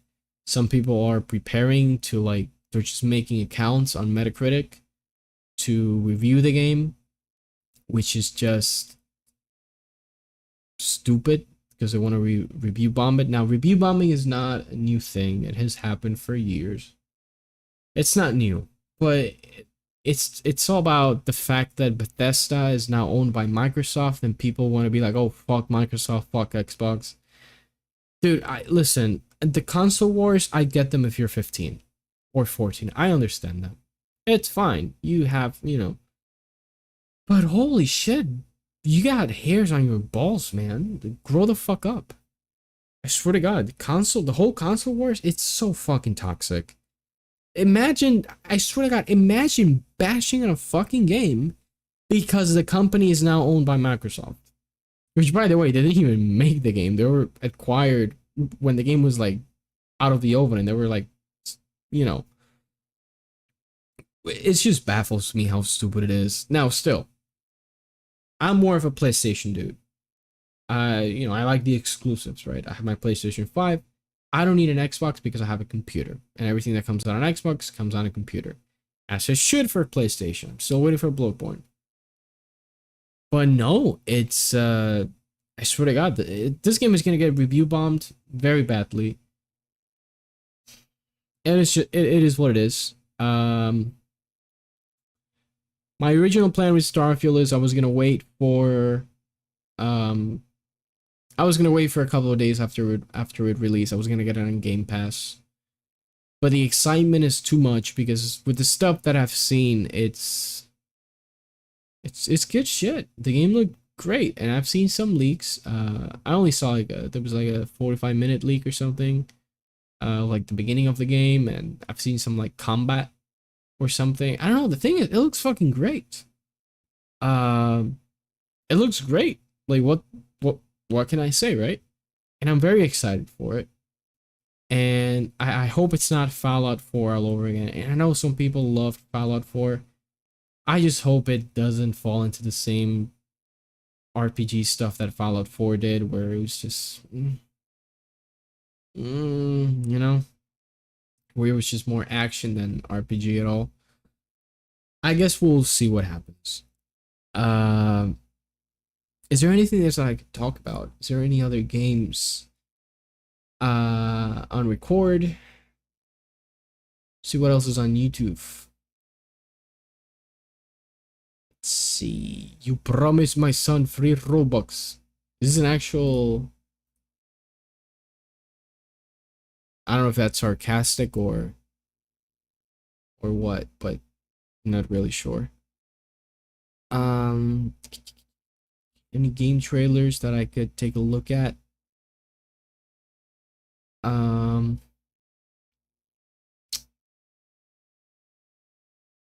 mean, definitely, obviously. I'm just kind of hoping Soulframe looks pretty good.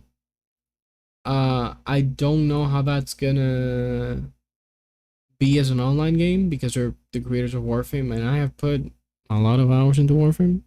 A lot. So I don't know how this whole Soulframe thing is gonna go. It's still very early on to say. But they're working on it, and I'm glad that they're moving on from, that they're making a new IP. I think that's really good. Warhammer. This looks like fire. This looks really good.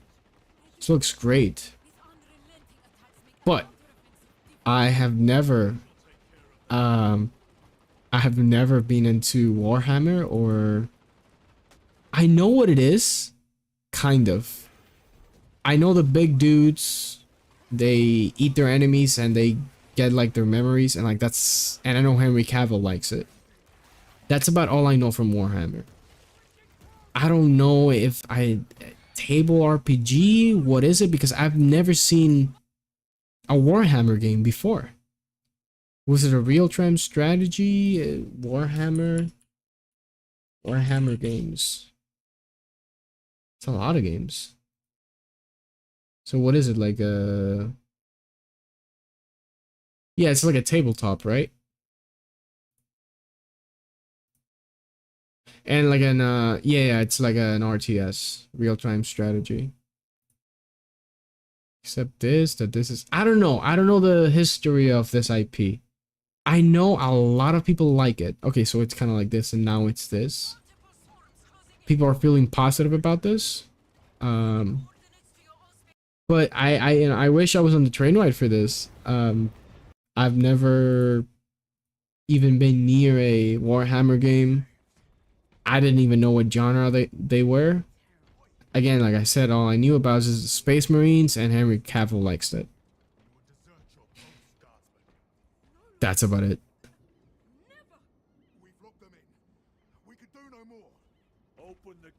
I'm getting Years of Wars flashbacks, obviously. Open the gate. Why was that the most replayed? No idea, but people are really hyped for this, man. And I wish I was.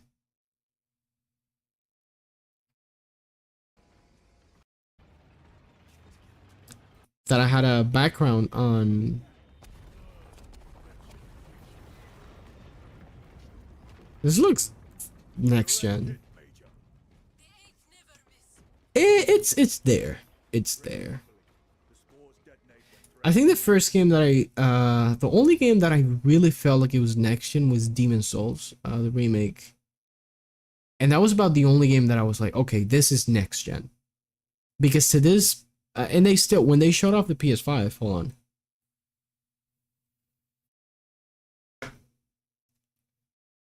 When they showed off the PS5, they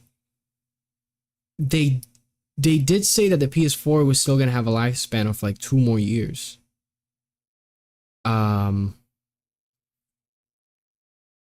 Which I was kind of like, dude, just move on. But then again, COVID happened, and I didn't manage to get my PS5 until a year later, and I got it from Scalper. Am I ashamed? Yes, I am ashamed, but I couldn't wait because I was so excited, right? But we haven't really gotten any games where like, okay, that is next gen. Not even the new Spider-Man, Spider-Man 2. Another game that I know was there was Horizon Forbidden West. Still, it came out for the PS4 and it still looked great there. Which is just a testament of like how good the console was. But like, I look at this and I'm not like, okay, this is definitely running on a PS5, right? There's one shot that looks pretty good when Miles is like in New York and shit. Blizzard. I'm on it. Sounds like Craven's checking off his. We don't have much time. Move. Where it obviously looks better, miles better, no pun intended, than 2018. Like obviously there's a leap forward. Guess we'll chat later. But I still don't feel that, you know, next gen sensation where you're like, okay, this is definitely not coming out on last gen consoles. This is definitely exclusively for next gen. So, you know, it is what it is, I guess, so far. Because I remember when the PS4 came out, we had Killzone, the Order 1886, which to this day looks crazy. It looks fucking amazing. But still, I don't think we are at the stage where we're like, okay, this is definitely only going to be for a PS5. This is only for next gen, right? Because COVID happened and a lot of people couldn't get PS5s. I'm pretty sure that you can get one now, though. Right? I'm pretty sure I can just buy one now if I wanted. Yeah, so now it's fine. But back then it wasn't. Trust me, I don't know if you guys remember, but there was a whole waiting list you had to go through, and it was you had to go on Twitter and follow dudes who would like update the stocks, and you would have to get it from Target, Best Buy, Walmart. There was so many different places you could get it at, and there was like notifications you had to like refresh and had your card ready at all times. So I understand why they were like, we're gonna stick with the PS4 for a couple of years, because business wise it makes no sense that we're pushing this to the PS5 when a lot of people cannot get a PS5. So kind of that, basically, that's really it.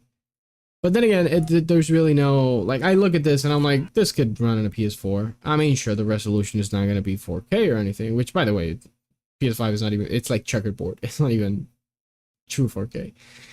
It's not native. So hopefully within the next 2 years we're gonna, you know, I know for a fact that the next game that we're gonna be fucking blown away is gonna be GTA 6 when they show that off, because even on the leaks the game looks fucking great, and it's a like a pre-alpha, and even there it looks fucking amazing. So you know, but that's Rockstar. So even Red Dead Redemption 2 to this day, it's probably the best looking game of all time. The Last of Us Part 2, I don't even know how they got that to run on a PS4. Honestly, I don't know how they did that, but they did. So, you know, we're not there yet. Quite. Not really there. There's so many fucking videos on Starfield already. Like, oh, we just got a bunch of new details, and like everyone is like, oh, we have so many details to share. I'm like, dude, it's information that it's public. People are trying to get views and whatever. I mean, it's fine, I get it. But there's so like my feed has just been getting flooded with Starfield, essentially. Armored Core 6 came out. Fires of Rubicon, I think it's called. I've heard great things about it so far. I probably not gonna play it because I'm not really into the whole mech stuff. Kind of like the one reason why I haven't watched Evangelion. That's the number one reason I haven't. I'm not into the whole mech thing. But you know, it's just something that I'm not into. So I was like, you know, I'm not really gonna bother with that. Let's see what else is new. What games are releasing for the remaining of the year? Games coming in 2023. Starfield, Payday 3, Spider-Man 2, Mortal Kombat, Mirage. Watch me not give a shit about Mirage. Seriously. Alan Wake 2. I'm actually looking forward to Alan Wake 2. What? This is not coming out in 2023. Yeah, this is not coming out in 2023.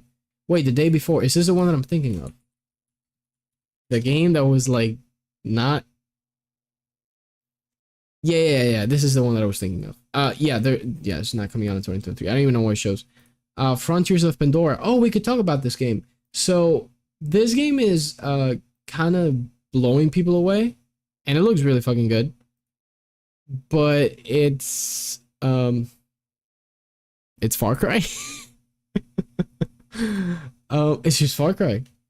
It's Ubisoft, and it's just that this is gonna be like a Far Cry, essentially. It's waiting for you on Pandora. Now the graphics look fucking great though.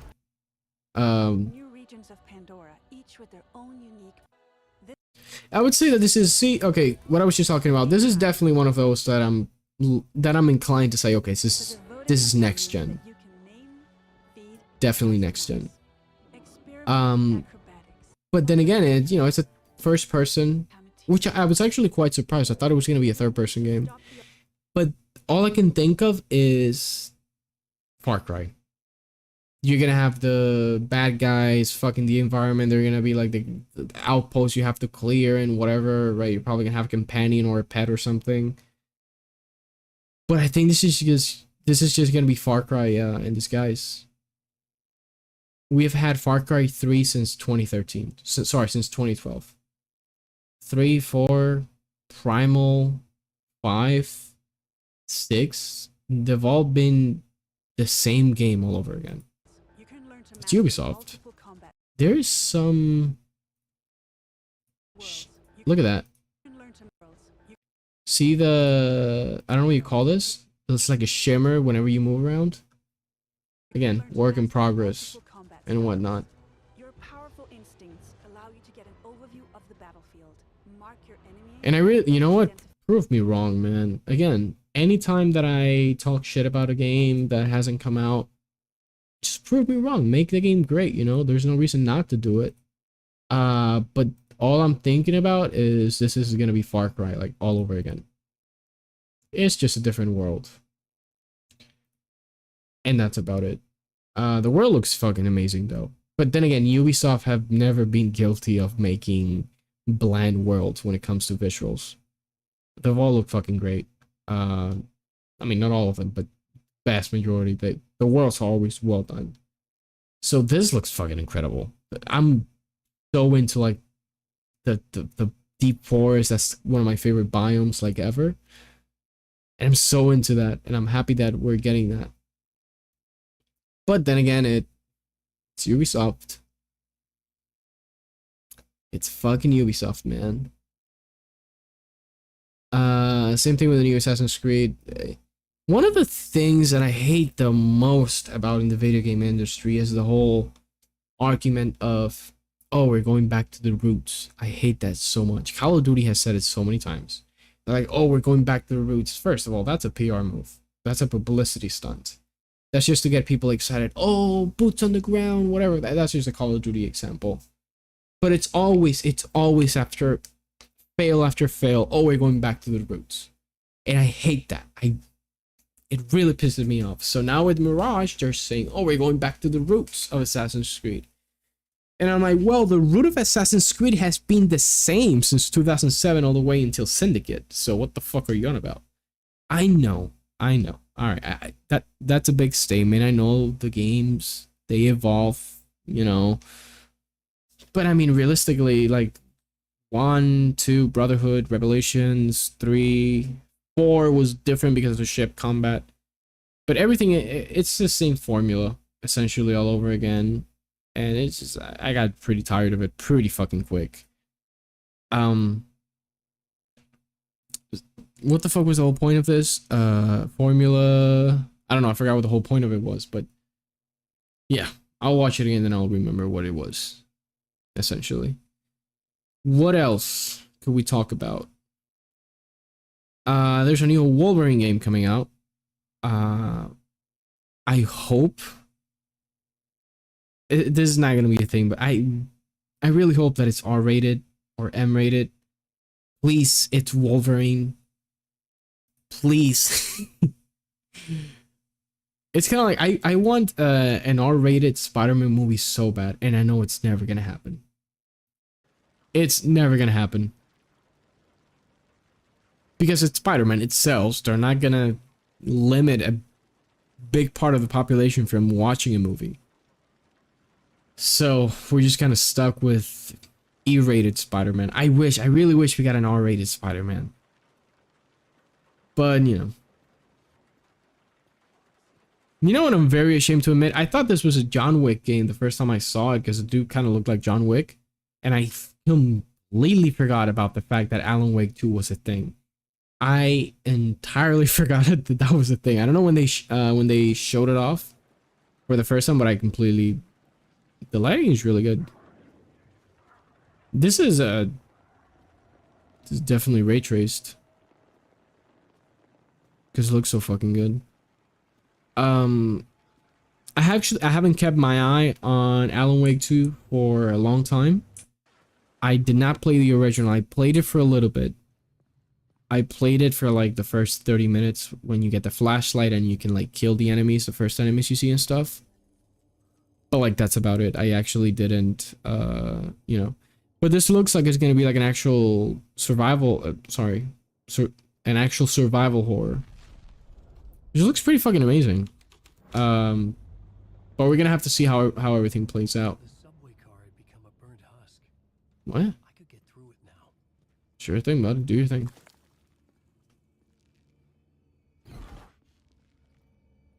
But yeah, I gotta play the first one before I play this one, because I'm obviously guessing that it's gonna...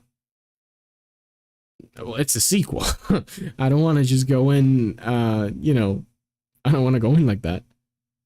Suicide Squad is already doomed to fail. I kind of forgot about that game. That game is just happening, yeah. Kind of forgot about it, honestly. What's the point with these fucking videos? Why? I don't know. I don't fucking know. Metal Gear Solid 3. You know what the fucking... You know what the funniest shit is? When they showed up, this...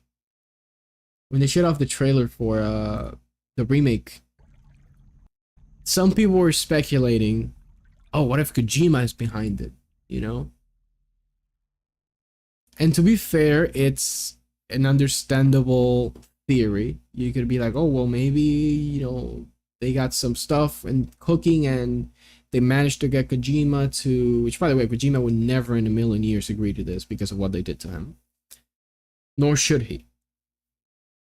But you know what the funniest thing is? My answer to that question is, of course not. Not because it's obvious, because of the legal reasons and the fact that they fucked him over and they just... You wouldn't do that. You wouldn't come back to the people who fucked you over to make money for them. To make them money. It's the fact that the trailer is so obviously not done by Kojima. Because you can tell everything that is going on with this trailer. It's generic, you know, it's a trailer, right? But when Kojima drops a fucking trailer, people make YouTube videos on the meaning of those fucking trailers. And the best example of this is Death Stranding, because I swear to God, there were so many videos of people speculating what the fuck was, why did the dude have a scar on his thing? Why is there a baby inside of him? And nothing made sense, right? So to me, it's funny because some people were like, oh, maybe Kojima is behind that. I'm like, dude, the trailer does not have Kojima anywhere. This is not his style. Also, this. In case you were living under a rock, Silent Hill 2 is arguably the best horror game ever made. Alright? So, this is one of those where I'm kind of like, please don't fail. Now this game, okay, so a couple of things. Bloober Team, I think it's the name of the studio. They have like 2 games under their belt. One of them is good, the other one isn't. Layers of Fear 1 and 2. So I don't understand the decision of choosing an indie developer over somebody else. Not really sure what's going on with that. The game looks, I mean, well, this looks great though. Like graphics wise, it looks really good. It captures the Silent Hill 2 vibe. There is one shot here. Like this is in-game. If you go to the PlayStation Store, you can actually see an in-game screenshot, which is this from like the camera, you know, where he's reading the letter. And he's like, I got a letter from Mary, you know, where he's saying that. Like this, another example. Okay, this looks next gen. This is good. This is great. This looks amazing. But then again, we, you know, developers, what the fuck are they gonna do? It's a huge task to be put to work on this in the first place. It's one of the most important horror games of all time, and now you're remaking it. You know, how faithful are they going to be? I'm pretty sure they've said, again, I don't want to put words in their mouth, but I'm pretty sure that they've said, oh, we're going to be faithful to the original and everything, but you know, some mechanics, how are you going to transfer them to today's? It's hard. And I feel like for such a hard task, you would have to get somebody else. Again, prove me wrong. Please, prove me wrong and make this game what it once was. I'm not into remakes at all. I do not like the idea of remakes. It's an easy cash grab.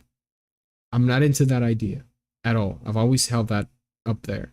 Even with Demon's Souls, I mean, I was excited, obviously, but in retrospect, now I think back to it, I'm like, I fucking hate remakes. It's, you know, you're like, okay, we got nothing to do, make a fucking remake. What was that game that it has more than 10 years? That one? Yeah, fuck it, let's do it.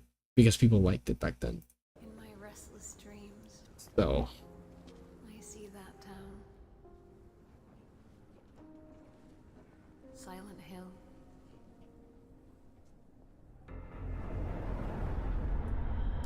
another thing, this fog looks way too good. Is that gonna be a thing in the game?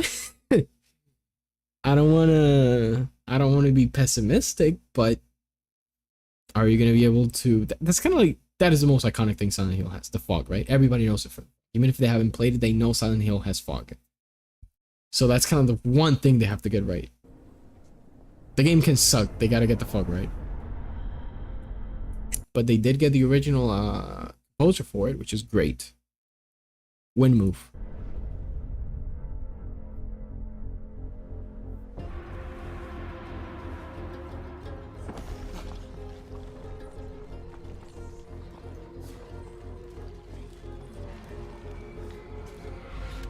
I know what you are.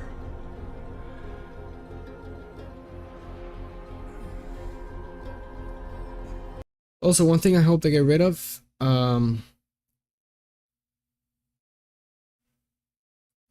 the game had that early 2000 PS2 not uncanniness, awkwardness in conversations where a character talks and they kind of go like, Maria is dead. Okay, this is not an actual conversation in game, right? Maria is dead, and then somebody else said, what do you mean Maria is dead? Like, it's not natural. Hopefully they, obviously, you know, we got new voice actors and everything. Hopefully the cutscenes are directed differently in a way that it's more natural. Now the cutscenes in Silent Hill 2 were fucking awesome. Especially the one where you meet Angela, where she's looking at a reflection of herself in front of a mirror, but she's looking at the reflection of the knife in front of her. That, like, keep that stuff. Like, when you remake something, right? You're giving the task to remake something. You can either copy it one by one and you're not going to miss anything. But do you really understand the meaning of things? Do you really understand why Angela has a big mirror in front of her and she's looking at the reflection on the knife instead? Do you understand that? Because then when you take creative liberties, you might change something that you're not aware of that was there in the first place because it meant something. I don't know if I explained that correctly. Holy shit, I'm running out of air. So, you know, you kind of have to be really careful, especially when remaking something as important as this. It's Silent Hill 2. It's Silent Hill 2. Which, by the way, I would have expected for the first one to be remade instead of the second one, but it is what it is. Also, another thing that is not looking good for them, they're releasing like 5 new they're releasing a show, they're releasing a game in Japan, Silent Hill, I forgot what the name of it was. They're releasing a bunch of other stuff. Which is just like, okay, yes, it's a big IP, and you know, obviously it's money. You want to release a lot of games in the same IP, get the money, right? But please do it well, because this doesn't look good for you, Konami. A lot of things don't look good for you. The fucking pachinko machines with fucking Metal Gear, that doesn't look good for you. So hopefully the studios are separated enough and the money is well distributed in a way for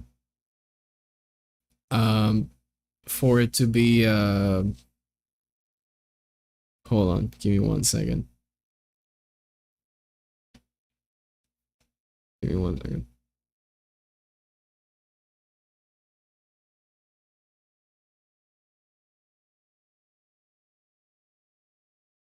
All right. So like it you know, it doesn't look good. It doesn't look good on them. So hopefully the money is moved around in a way. Okay, for some reason the chat wasn't updating. I just saw like 2 comments on my chat. What do you mean, bro? You just found out the live? You deserve more viewers. Thank you.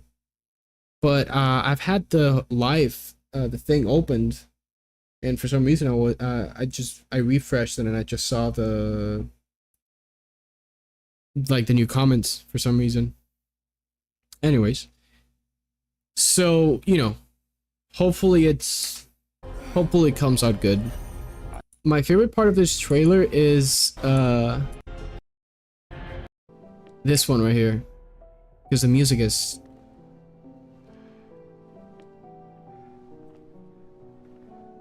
Mary? And then so it looks promising, but then again, we have to but we have to see how this goes. Guys, it's a very hard fucking thing to do, especially when you're tasked with recreating one of the best horror game of all time. You can't fail at this shit, but it's fucking Konami. What are we gonna do, right? Is it gonna be PS5 exclusive? Yes. For like a year or 6 months, I think. Then it's gonna come to like PC. This is obviously it's not gonna come out on the PS4. I think this is running on. Oh yeah. So it's running on Unreal Engine 5. Okay, so now I have more faith when it comes to the Falk instead because it's Unreal Engine 5, right? You know what game runs in Unreal Engine 3 and to this day looks fucking great? Arkham Knight. Arkham Knight looks fucking incredible, and it's running on Unreal Engine 3, not even 4. 4 released, I want to say in 2014 or 2015. I want to say 2015. And then and then we got Unreal Engine 5 in like what, halfway through 2022, I want to say. I'm actually not sure. But this is just, oh man, so many things can go wrong. Mentira, eso es mentira. Voy a dar un discurso aquí del hambre que estoy pasando porque no tengo dinero ahora mismo para comprar Uber Eats. Eso es lo que, no. Oye, Uber Eats, vamos a hablar de Uber Eats. Uber Eats no paga nada. Uber Eats es una mierda. Imagínate, tú sabes lo triste que es. Que ahora mismo, mira, yo cojo, ahora mismo abro el teléfono, tengo coronavirus, no puedo salir, tengo que decir, no puedo salir, tengo coronavirus. Que ahora mismo yo salga a hacer Uber Eats, me meta 3 horas haciendo Uber Eats, haga $30, esos son 10 pesos la hora, menos los taxes y la gasolina que gasté, y después lo gasto otra vez en Uber Eats. Ya, 3 horas para comer, de pinga, men. Para el carajo, ¿tú te imaginas hacer Uber Eats? Amazon no, tengo COVID, joder, tengo COVID, no puedo salir. Estoy fuera de comisión, estoy fuera de comisión. De venga, bro, ponerse a hacer, o mira, ponerse a hacer Amazon y cuando llega a la casa, cuando llega a la casa, ponemos a ordenar por Amazon. De pinga, de pinga.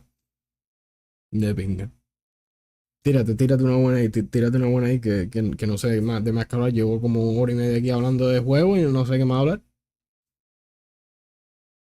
Tírate ahí un perfume, no sé, algún tema de un camión. No sé.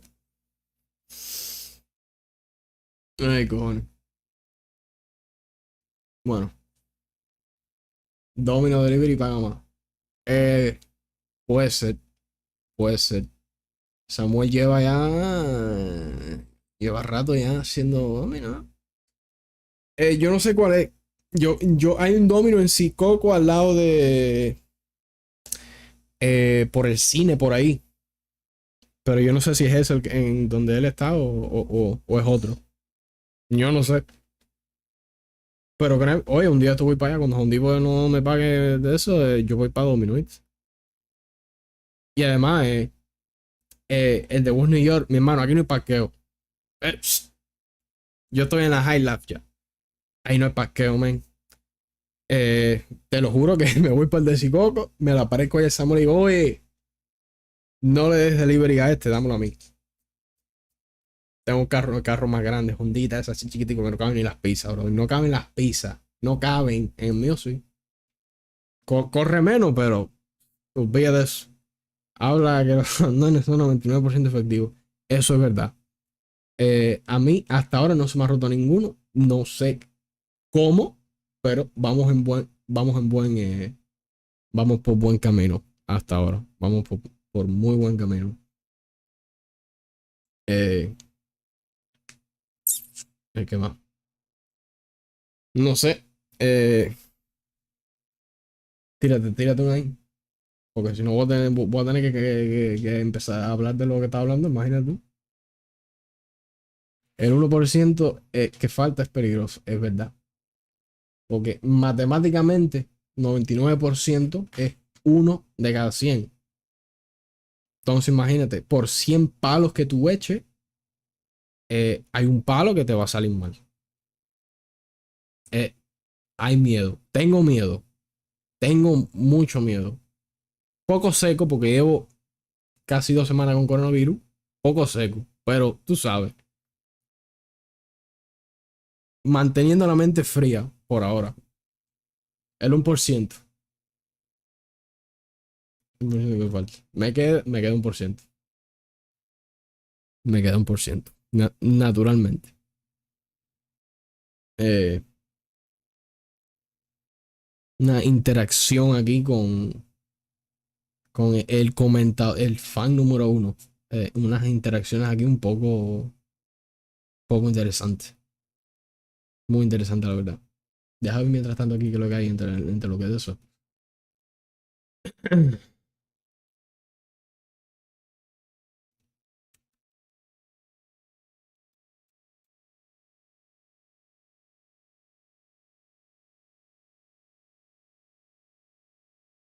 Oppenheimer.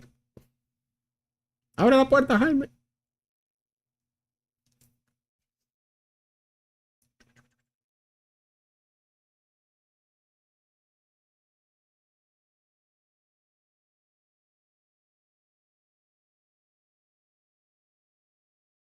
Bueno, como se cayó la cosa, we're gonna switch back to what I was saying. There is a what's it called? Botacera, batocera.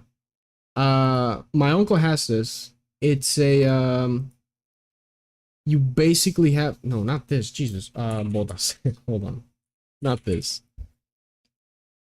This, which essentially what it does is when you turn on your PC, you know how you get like the menu thing. You can press like for the BIOS and stuff.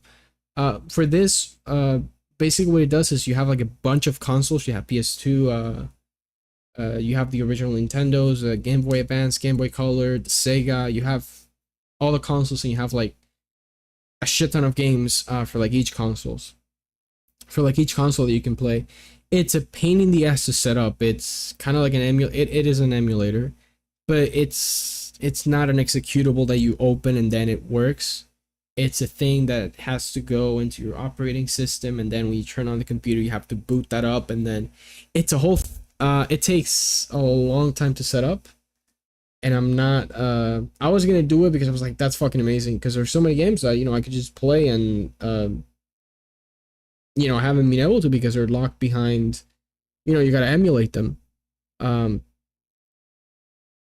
But it is a pain in the ass to set up. I think you even need a disc to do it, or you need a USB stick, perhaps. Like it's a whole thing that you need to. I'll pull it up. Hold on. Botacera emulation. And basically what it does is it's just this. It's you just have a shit ton of games. I don't know if you can set it up on the Steam Deck. I would assume that. Damn, you can even run a PS3 game. Fuck. Does that even run? Because I know a lot of PS3 games are not playable as of now. But you basically have like every console in the history of consoles, and you can just play whatever the fuck you want. But it's a lot of effort to make it work. Maybe it's not. You know what? Maybe if you try to follow through the tutorial, it's. See, you pick your console, set up an installation. Yeah, you need like a. Yeah, you need this obviously because the games go into that. The games are not in your machine. They go somewhere else, and then it reads from that. You gotta boot into it. See, so you gotta like do this whole thing.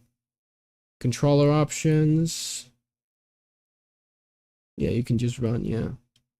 Adding games and BIOS. Yeah, it's a whole thing, and I just feel like I would just fuck it up. And I went through like 2 months back, I went through the effort of modding the shit out of Skyrim. Where's my Skyrim? And I still haven't installed. I haven't uninstalled it because I spent so much effort trying to mod it. I have about, I want to say 70 mods. And I know like a lot of people don't oh wait, somebody says I've turned my 3DS and Vita into emulating machines. It's really easy. They give up step by step. I know they have step by steps, but this is what I was gonna explain. I spent probably more than 10 hours trying to figure out the whole Skyrim modding thing because the way that I would usually mod Skyrim, it would be like 10 mods, they work, their visual overhauls, call it a day, get out of there, fine, right? But then when I actually had to like fix a bunch of stuff, and then I ended up playing the game not for that long. So I'm just kind of scared that I'm just gonna go through all the effort and then I'm just gonna be like, I don't really care. I kind of know myself a little bit. I would seem to think so. But I'm just scared that at the end of the day, all the effort, I'm just gonna be like, you know what? I don't really feel like just playing anymore. At some point, I will. My uncle has this, and he loves it because he's older than me, and he just grew up with the Super Nintendo and everything. So like, eventually I will. Eventually, I definitely will, and I gotta get an SD card for that as well. Looks like. You know what's funny? I've been living my whole life without USB sticks. There was like one thing that there have been some things that I wanted to install or do to my computer that need an USB stick, or to like my PS4 and stuff, and I have never gotten an USB stick because I just kind of forget about it. And it's like one of those things that you always have on you, as someone who uses a computer to play their games, and I've never done it. I've never bought one. I mean, I had them like when I was a kid and I had like my first computer, but I should always have one in handy in case I need anything. You know what game I'm really excited about? The Wolf Among Us, the second one. When the whole thing went down with Bethesda, what? Telltale, holy fuck, damn. Bethesda, Jesus.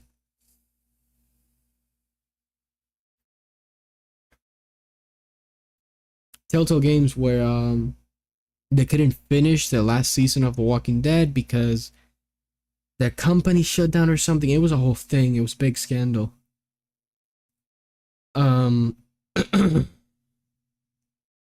Carlux Kiss made me start a new character. Because wait, did they actually I mean, I would assume that if you're a small character you can. Oh my gosh, she actually goes down. Oh no, okay. Oh. Oh, that's fucking hilarious.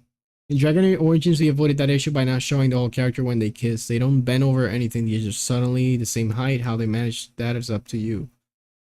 It would be fucking hilarious if, you're playing as a dwarf and then you're getting a kiss or something and the character has to, like, go down and, like, give you a kiss. It's fucking hilarious. But yeah. And then they got the company back, or they got funded or something, a new studio. I don't know what happened, but out of all the Telltale games, The Wolf Among Us, definitely my favorite, 100%. It was so fucking unique, man. Like The Walking Dead, I can understand that. The first season was amazing, like. It was emotional. It was pretty good. It was pretty good. And you can beat it in like 5 hours or 6 hours. It's pretty short, but it's really good. I wasn't a big fan of season 2. It was fine. But the thing is, season 1 was way too good, right? To be topped. Lost Frontier, I think it was, when there was like a whole new set of characters, and I played it when it came out and it didn't really hit me. And then the new one came out where you're like with a kid or something. I never played it. And that's when the whole fiasco happened.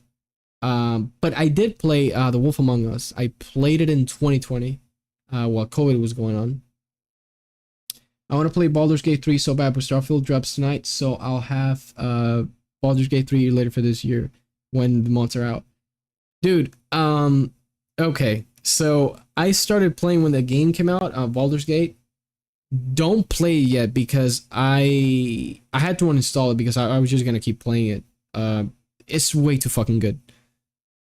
there's so much shit you can do that it's that you can't even describe just how much choice you have and how engaging it is, really. And it's just an amazing game. Is it my game of the year? Yes. Starfield comes out. It's already preloaded and everything. I'm waiting for it to drop. It drops like at 8 p.m. It's 5:40 a.m. here. But when I started Baldur's Gate 3, I kind of told myself there's no fucking way that I'm gonna finish this in time to like just play Starfield and not leave Baldur's Gate 3 hanging. Because I'm telling you, Baldur's Gate 3 is fucking phenomenal. It really, really is. And I haven't even finished Act 1, and I am give me 1 second. Where's Baldur's Gate? Should be on B. Baldur's Gate 3. Where the fuck is Baldur's Gate 3? Is it? Oh, here it is. 37 hours, and I'm still in Act 1. I'm telling you, it's just wait, play Starfield, and whenever you're done with that, get into this, because I promise, if you have enough time, if you're a person that, you know, you have time to play your games, you're not gonna put this down. I can promise you that. It's that great. I have these in here in my to play list. I mean, realistically, I'm probably not gonna be playing any of these anytime soon. I mean, except Baldur's Gate, obviously. Random 2, I'm actually gonna remove this. I heard good things about it. I tried it. 24 minutes. I don't know, it wasn't my thing. The Quarry, I think these are the developers from Until Dawn. I think so. They made what was the name of that game? It was like it was in the sea, and there was like shit going on. It was like a horror game in the sea. I forgot what the name of it was. I don't know. I'll play this for fun at some point. Hollow Knight, I've actually played this for a couple of hours. Not on Steam, on... I think it was on GOG, maybe? It definitely wasn't on Steam, because this, I just installed it and then I quit. But I actually did get pretty far on Hollow Knight. And I just kind of dropped it. I want to say that I played this in like 2019. For some reason, Final Fantasy VII. I have started this game so many times and never finish it. I started it in 2021. Funnily enough, when I got COVID in March. And I got as far as... I'm going through the game in my head right now of the shit that you do and everything. I want to say that I got as far as... Okay, you go to the sewers. Okay, I got as far as the... ghost trains, you know, where you're in the trains and you and the ghosts, the children and stuff. I got as far as there, and then I played it again on the PS5, I think, Intergrade. I played it again on the PS5, and I got as far as to when the plate falls. Then I played it again on the computer, and again I got as far as to when the plate falls. And then I dropped the game because I'm doing something else. A new game comes out that I'm playing. Always something happens where I'm like, I never finish it. And I kind of owe to myself to finish the game because I like the game. It's not a 10 out of 10 or anything, but I've never finished it. And I know the game is like 30 hours. So like, I thought I was like almost at the end of the game when the whole plate falls and everything. But I mean, considering I took my time and everything to like do all the side quests and everything. I'm at 17 hours, so I must be like halfway, probably. That's as far as I got. I actually don't know what happens after. I know I didn't play the original or anything, but you know, Dragon Age Origins. I put this in my playlist after I'm done with Baldur's Gate 3. When I'm done with this, I will play this because I tried playing this with EA Access. Which I don't even think it was called EA Access back then. I think it was called something else. Anyways, point is, I try to play it, and again, the whole turn-based strategy thing just turned me off a lot. But now after trying Baldur's Gate 3, I'm like, whoa, shit. Don't Starve, again, just there for fun. I'll play it eventually again. DMC 5, brief history of my DMC history. I the first one I played was DMC Devil May Cry, which is the Black Sheep, and that was in 2013 when I had my second computer. Now, I was aware of DMC's existence because in 2008 my uncle would send me videos from the US of him playing like games, right? And I only had a PS2. I didn't know how an Xbox or anything looked, so he would show me those games on video, and I remember seeing DMC4 and being like, damn, that looks so fucking great, right? So I played DMC Devil May Cry. That was my first one.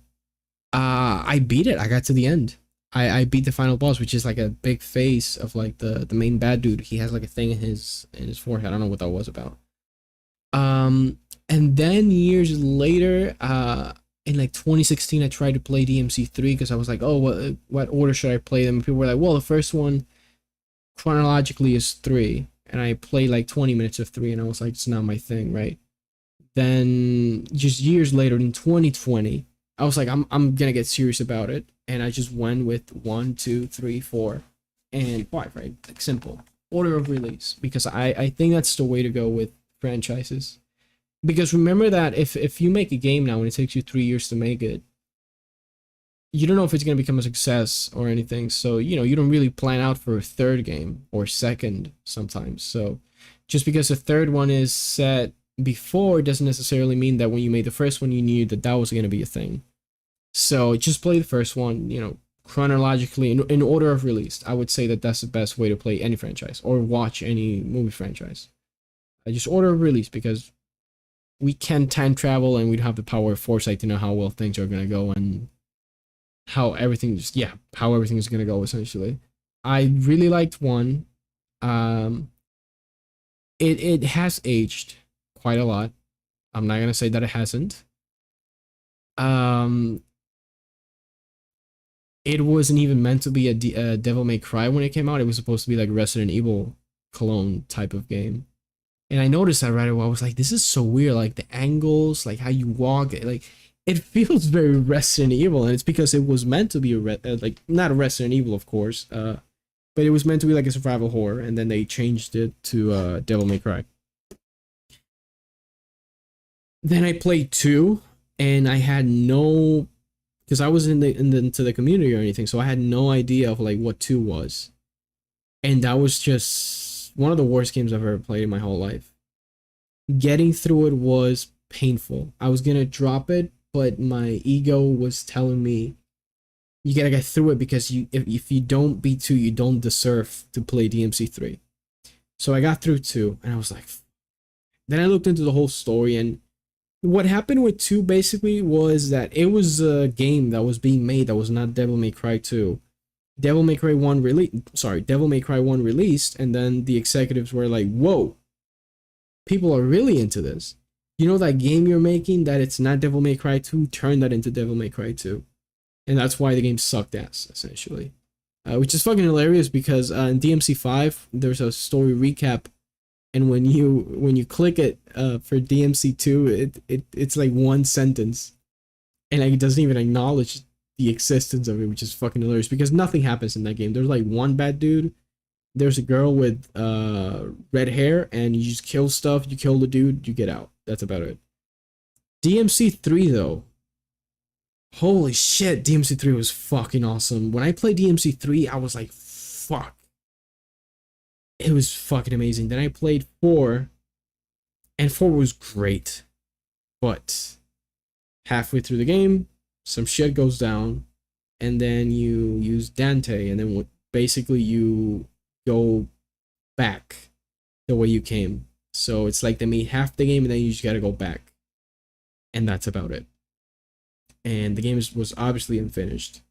And then I played 5, and once again I was like, whoa, fucking this shit is amazing. Which 5 I would consider it to be the best, honestly. I would understand how some people might say 3, but I think 5 just does everything right.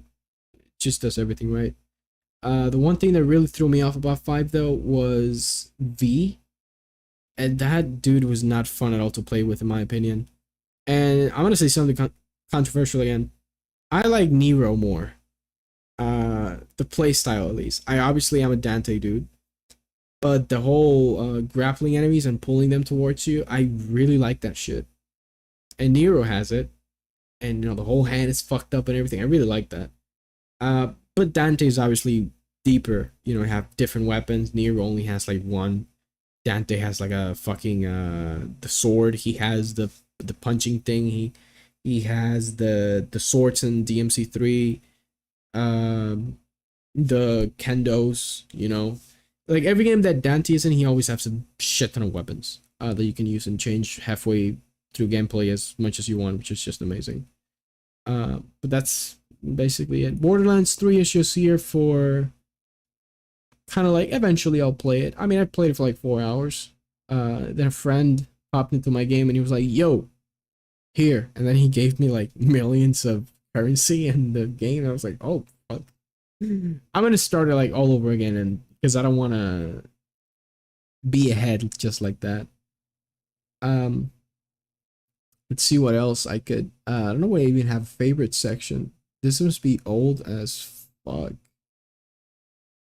Also, this is not accurate. The last time I played this was in 2020.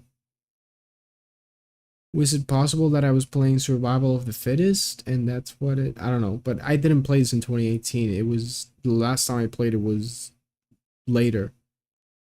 Let's just remove... let's just leave it there. PUBG... Team Fortress 2... Great times, dude. Holy fuck. There's a... somebody made a mod for Contractors VR where you can just play Team Fortress 2. And I tried it and it was fucking awesome. They even got the sound effects and everything. And each character like actually controls like their in-game, They don't have spy though. I would feel like that's a lot of effort. And it would just probably break the game because everyone would be like a spy. It'd probably be pretty fun, but yeah, you have heavy, the sniper, you have scout. I forgot what this guy's name was. I forgot his name. Damn. What's the name? Damn, I forgot the name of everyone, man. Demon something? Demon Man. Medic, Engineer, and Pyromancer. Pyromancer? No, Pyro. And all of them are playable and they have their own weapons and everything. It's really good. If anybody has a VR, you should definitely check that out because it's really fucking great. Let's see what else. I want to add some stuff to my playlist so I can play. I mean, I'm just gonna be playing Starfield today, but there's stuff that I just want to add to like play later. How do I make it go? Oh, there it is. Okay, this is much better. Can I still right click it and yep. Let's see, what can I play? Demo. What was I talking about for demo? What? Anyways, let's see. I haven't played the Souls in a long time. The last one I did before Elden Ring was Bloodborne. Because of my favorite one. And yeah, it's definitely my favorite one.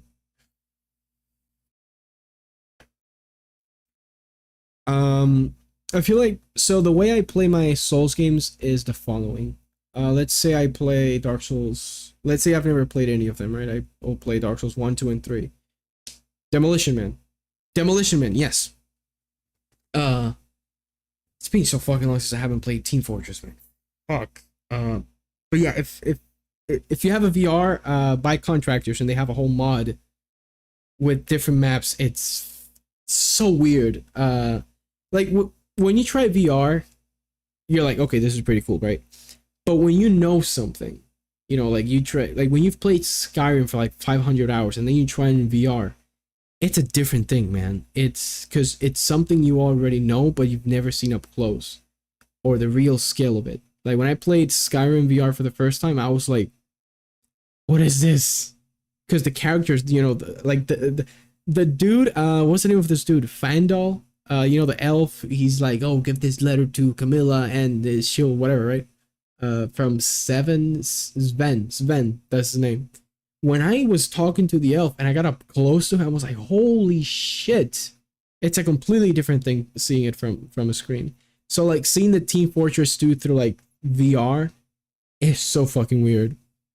And let's be honest, I was playing it heavy because one thing that the game, like the heavy, you need two hands to wield a weapon, right? Well, you kind of need that for like everything, except, you know, the spy, he has a revolver and everything. But you can just use it with one hand and just start shooting people, and there's no like recoil. It just behaves like the game, so you can just kind of go crazy with it. And it's a little broken if you play heavy, because you just kill stuff, and it's just weird. So what I was saying about Dark Souls is like if I play 1, 2, and 3, right? The way I do it is a year goes by or 6 months, and then instead of playing 3, I'm gonna go back to 1. I'm always gonna go back to the not the to the first one I played in that time. Like for example, I played Bloodborne before, like a couple of days before Elden Ring came out. I beat it in like 2 days, and then I played Elden Ring. I would not go back to Bloodborne. I would go to whatever was the first one that I played in that period of time, which I think was, I actually have, I don't play the Souls game through my computer. I play them on my PlayStation. Like look, I got like 12 hours in Dark Souls Remastered. My PlayStation though, that's where I played the Souls games. So it would either be Dark Souls 1 or 2 or 3. I don't know what the latest one that I played was. I know I played Bloodborne in February, but other than that, I don't know what came before. So it's been more than a year without Souls, and I've been in these games at least 5 times each. And I would say Bloodborne I probably beat like easily 11 times, and Dark Souls 1. The ones that I have beat less have been Dark Souls 2. And I did, the only game that I went really heavy on with New Game Plus was Dark Souls 3. I don't know why. I feel like playing DS3 again. I don't know. We'll see how that pans out later. But that's kind of how I do it. I mean, I'm not gonna play Bloodborne again. I gotta play what came before, and then I'll play Bloodborne again. It's kind of how it goes. It's just kind of the way I do it. I started playing Mankind Divided. When was the last time I played it? July 24. I put a good, I want to say like 15 hours or 20 hours before I had that playtime. But then I needed space in my computer, and I just kind of put it off. Essentially, I was like, yeah, it's fine. Because I gotta install something else. Dying Light. This is not where I, that's it? 4.5 hours. I thought I played like way more. Holy shit, no I didn't. Because I thought I got pretty far. I mean, the kid Kareem or something, like he died and stuff. And I was playing on like the hard difficulty, so I thought I had played for longer. Because tough took me more time to do because it was hard. I thought I played it for longer. This is, where is it? Something I gotta get back to. Dying Light.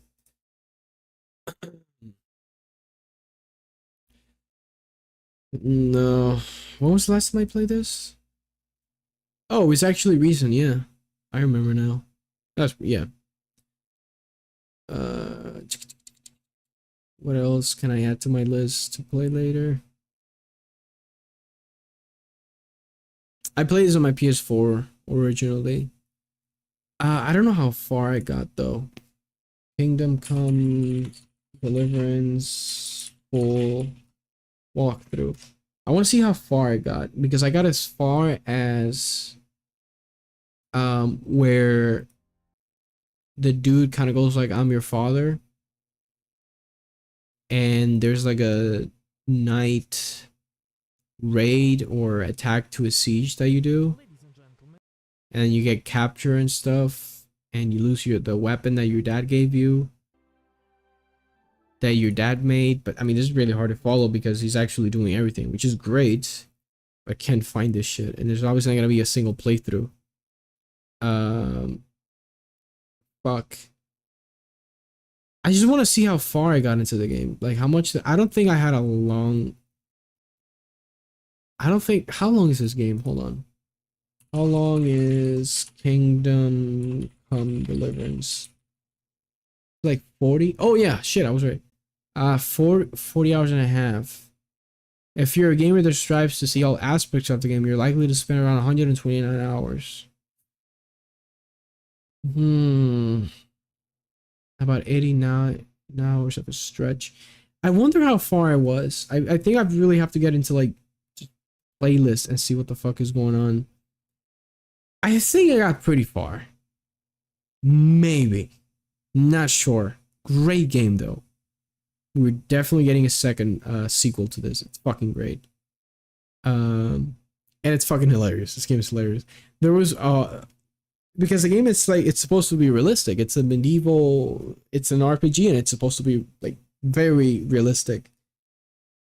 Like there was a side quest where you partner up with this with a priest and then you just drink all night and then he's like fucking a goat or something and then you fuck women and stuff. And it's and there's one where you have to like infiltrate a church, like a communion thing, and you got to become a member to find like a killer or something. And it's like you got to talk to everyone and get to know each one and look for evidence. It's a whole thing, and this game is so fucking great. It's so great. But you do need a lot of free time for this game, because if you're not willing to put in the time, then trust me, you're not gonna enjoy it that much. Great game though, fucking amazing, banger, 100%. This is also another thing that I gotta finish. Yeah, there it is. Tried getting into Mafia 3 a couple of days back. Wasn't really sold. I played it on release and I wasn't happy with it because it was repetitive when it came out. And then I tried to like play it again and I was like, yeah, I'm not gonna do that. I was serious about playing this like last month. No, June, 2 months ago. I was actually gonna go through it all, but I ended up just dropping it halfway.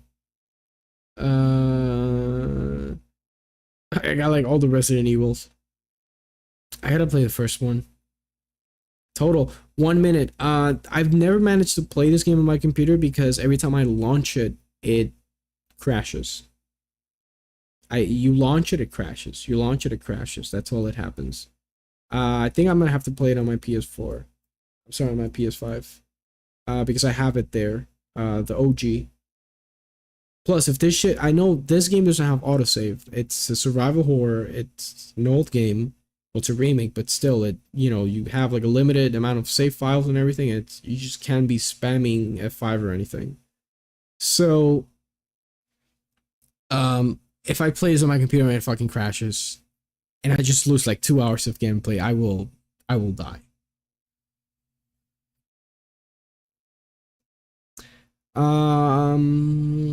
What? Didn't I beat this like?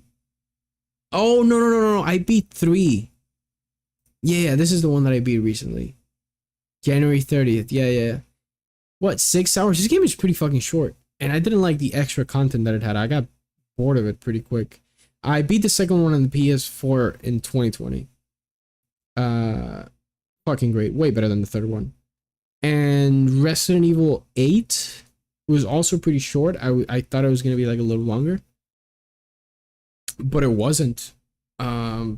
Surprisingly enough, I don't know. I just thought it was gonna be longer.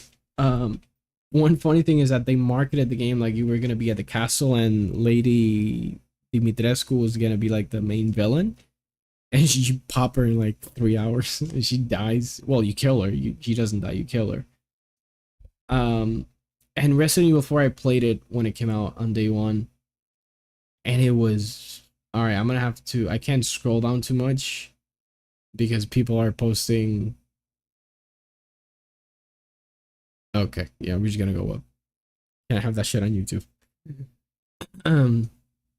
Great fucking remake. I loved it. Never played the original. I played it up until where you let's see, you go through the village, then you get captured, you meet Luis, you go through the thing. I got as far as when you go to the lake where you shoot the water and the big dude like jumps at you in the original. And then I have it on my quest too. And then I was playing it there, and then I just dropped it because I was like, because you're playing, when you play, it's a native for the Quest too. It's not on PCVR. And I was like, ah, shit, it's running out of battery. I don't feel like playing this. And then I waited for the remake, and I played the remake. So there was a lot of stuff that I didn't know, with the story and encounters, like you know, what's the name of these guys? You know, at the end of the game when you go to the island, there's a lab, and there's like these mutated beings where you need a thermal scope to see through them and being able to shoot the parasites. That was like one of my favorite moments in the game because I didn't know that you needed a thermal scope for that. And I kept shooting them and they wouldn't die. And I was like, holy shit, they're not dying. And then something clicked them, and I was like, wouldn't it be funny and wouldn't it be genius if like you could see through the thermal scope, so like through them, and like you could shoot? And it was, and I didn't even know that was a thing, and I felt like a genius when I figured it out, right? And it was awesome. It was fucking awesome. But you know, probably my best memory with the remake. Great game. Absolutely fucking phenomenal. I was gonna try to like speedrun it. I try to get into it, just running through the game and shit. But I was like, no, it's fine. I've never really been that guy who like will do all the extra content after the game ends with Resident Evil. I've never been that guy before. Resident Evil 5. What? Small update to Resident Evil 5 on this year. Remove games from Windows Live support. Will support local split screen and co-op. Some other minor bug fixes. What? Well done. Finally remove that shit. Memory overrun fix. If your game doesn't open, just verify integrity. They actually updated this game like this year, which came out in like what, 2009? No, this is like a 2011 game, probably 2010. I would say like 2010. I'm actually not sure. Well, if you go to the store page, it should say when it released. 2009. Yeah, the piss filter game era, where all the games look like piss. GTA 4, Resident Evil 5, all the Gears of War. What else looked like piss back then? I don't know, but there was a lot of games that had the green and yellow, and it's a meme, you know, the piss era, the piss filter era, which is fucking hilarious. The reason I have all these games like Resident Evil and I have like all the Tomb Raiders are because they were on sale, and I was like, shit, I'm just gonna buy them because they're like $5 each. Like, I will never play the original Tomb Raider 1, 2, 3, 4.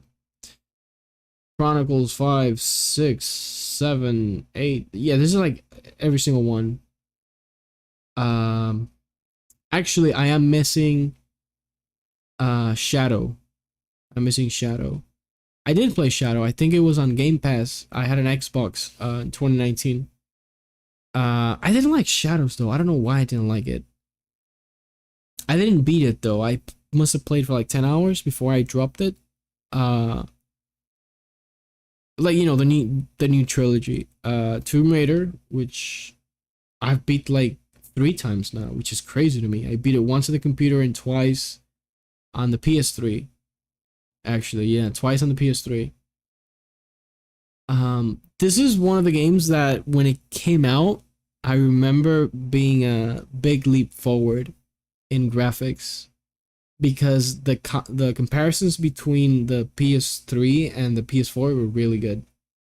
Especially the Lara model. It looked way better on the PS4. Way fucking better.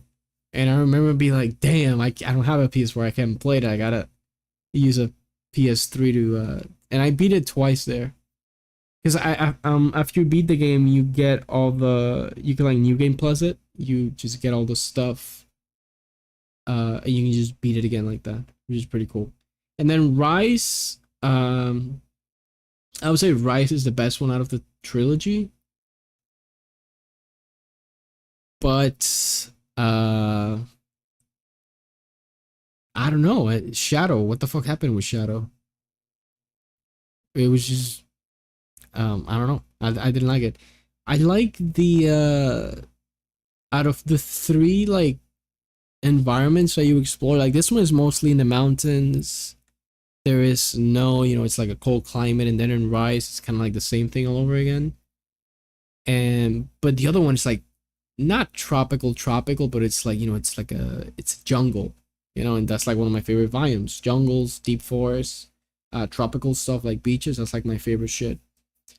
Uh that's one of the reasons why Far Cry 4 didn't quite hit it, did it for me. It's because the where it took place, the Himalayas, I think, and I wasn't into it at all.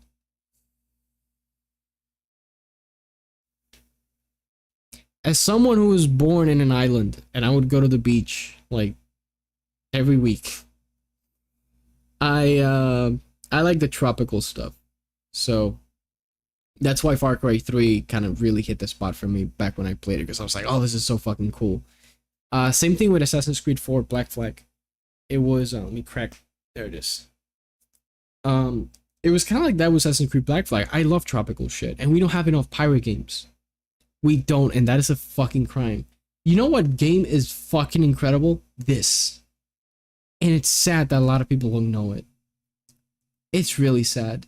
Sleeping Dogs. Sleeping Dogs was fucking incredible, and it wasn't even trying to like be GTA. It's its own thing, because it gets a lot of comparisons for like GTA. This game is fucking phenomenal. The story is great. The combat, just the world it's in, it's fucking amazing. And I wish we see, hopefully at some point, like a second game with Wei Xiong doing the job he loves. But this game was amazing. This game is fucking amazing, and it's sad that a lot of people they don't really know about it, and that hurts my heart a little, because it's a great fucking game. It really is. It really is. This I pirated this years ago in like 2019 and 2020. That's why I've never played it on Steam. I've heard great things about Stalker, amazing things, but for some reason I was never able to keep going. I remember I would just start the game. You get a map, you get your equipment, you get out of the settlement, and then you go into like this destroyed building. You kill a bunch of people, and like that's about it.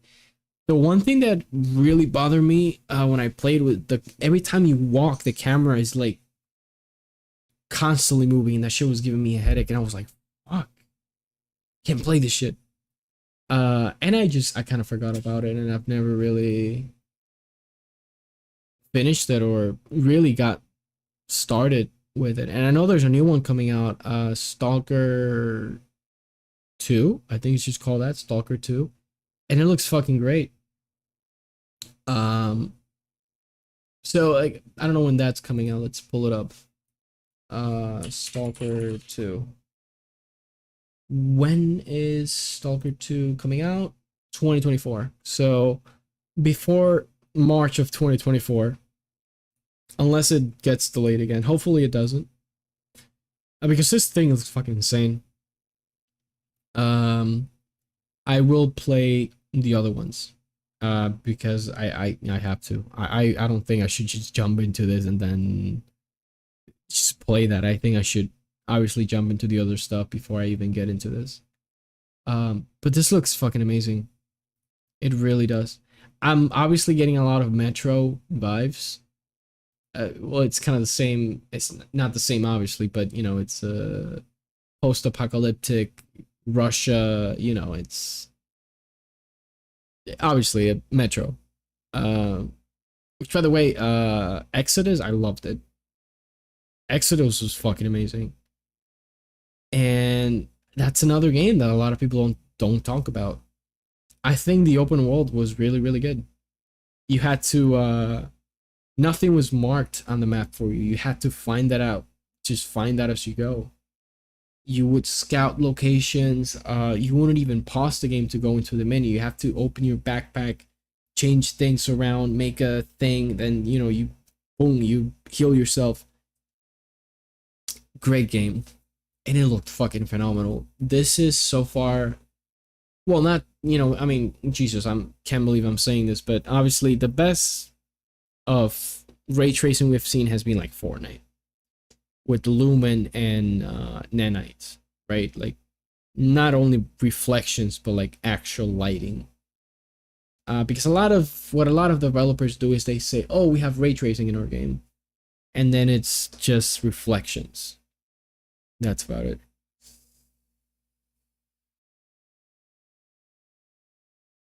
And they have like ray trace shadows. They won't even have uh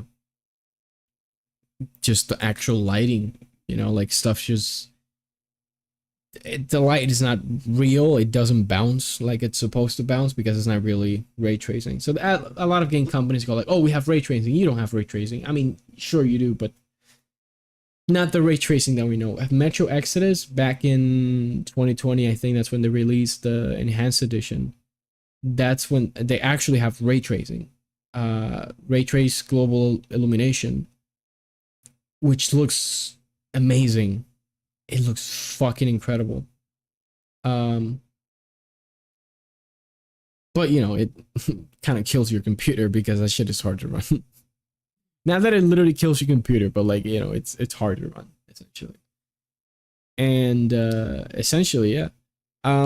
Cyberpunk was advertised heavily with like ray tracing, but the ray tracing wasn't really like there. It was only reflections. There wasn't a lot of difference. Sure, if you're driving in the city, like the lights in your car, it looked fucking great.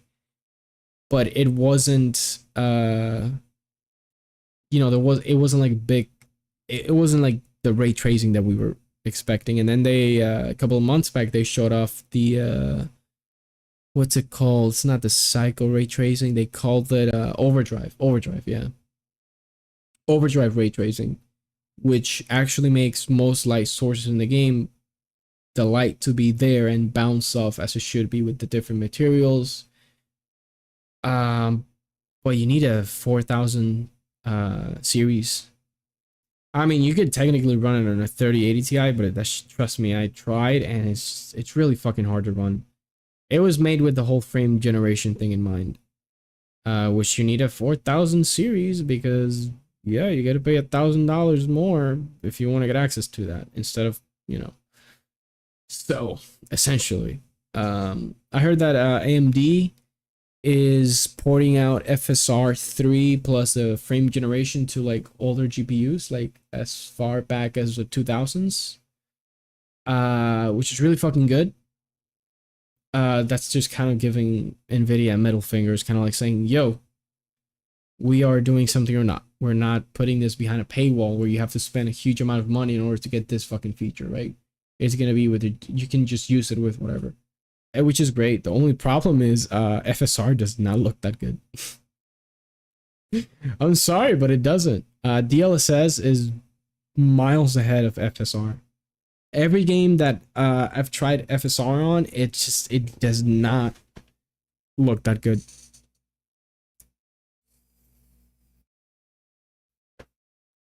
It doesn't really look that good, and it's sad. But maybe it's not even that you need an AMD GPU in order for it to look good.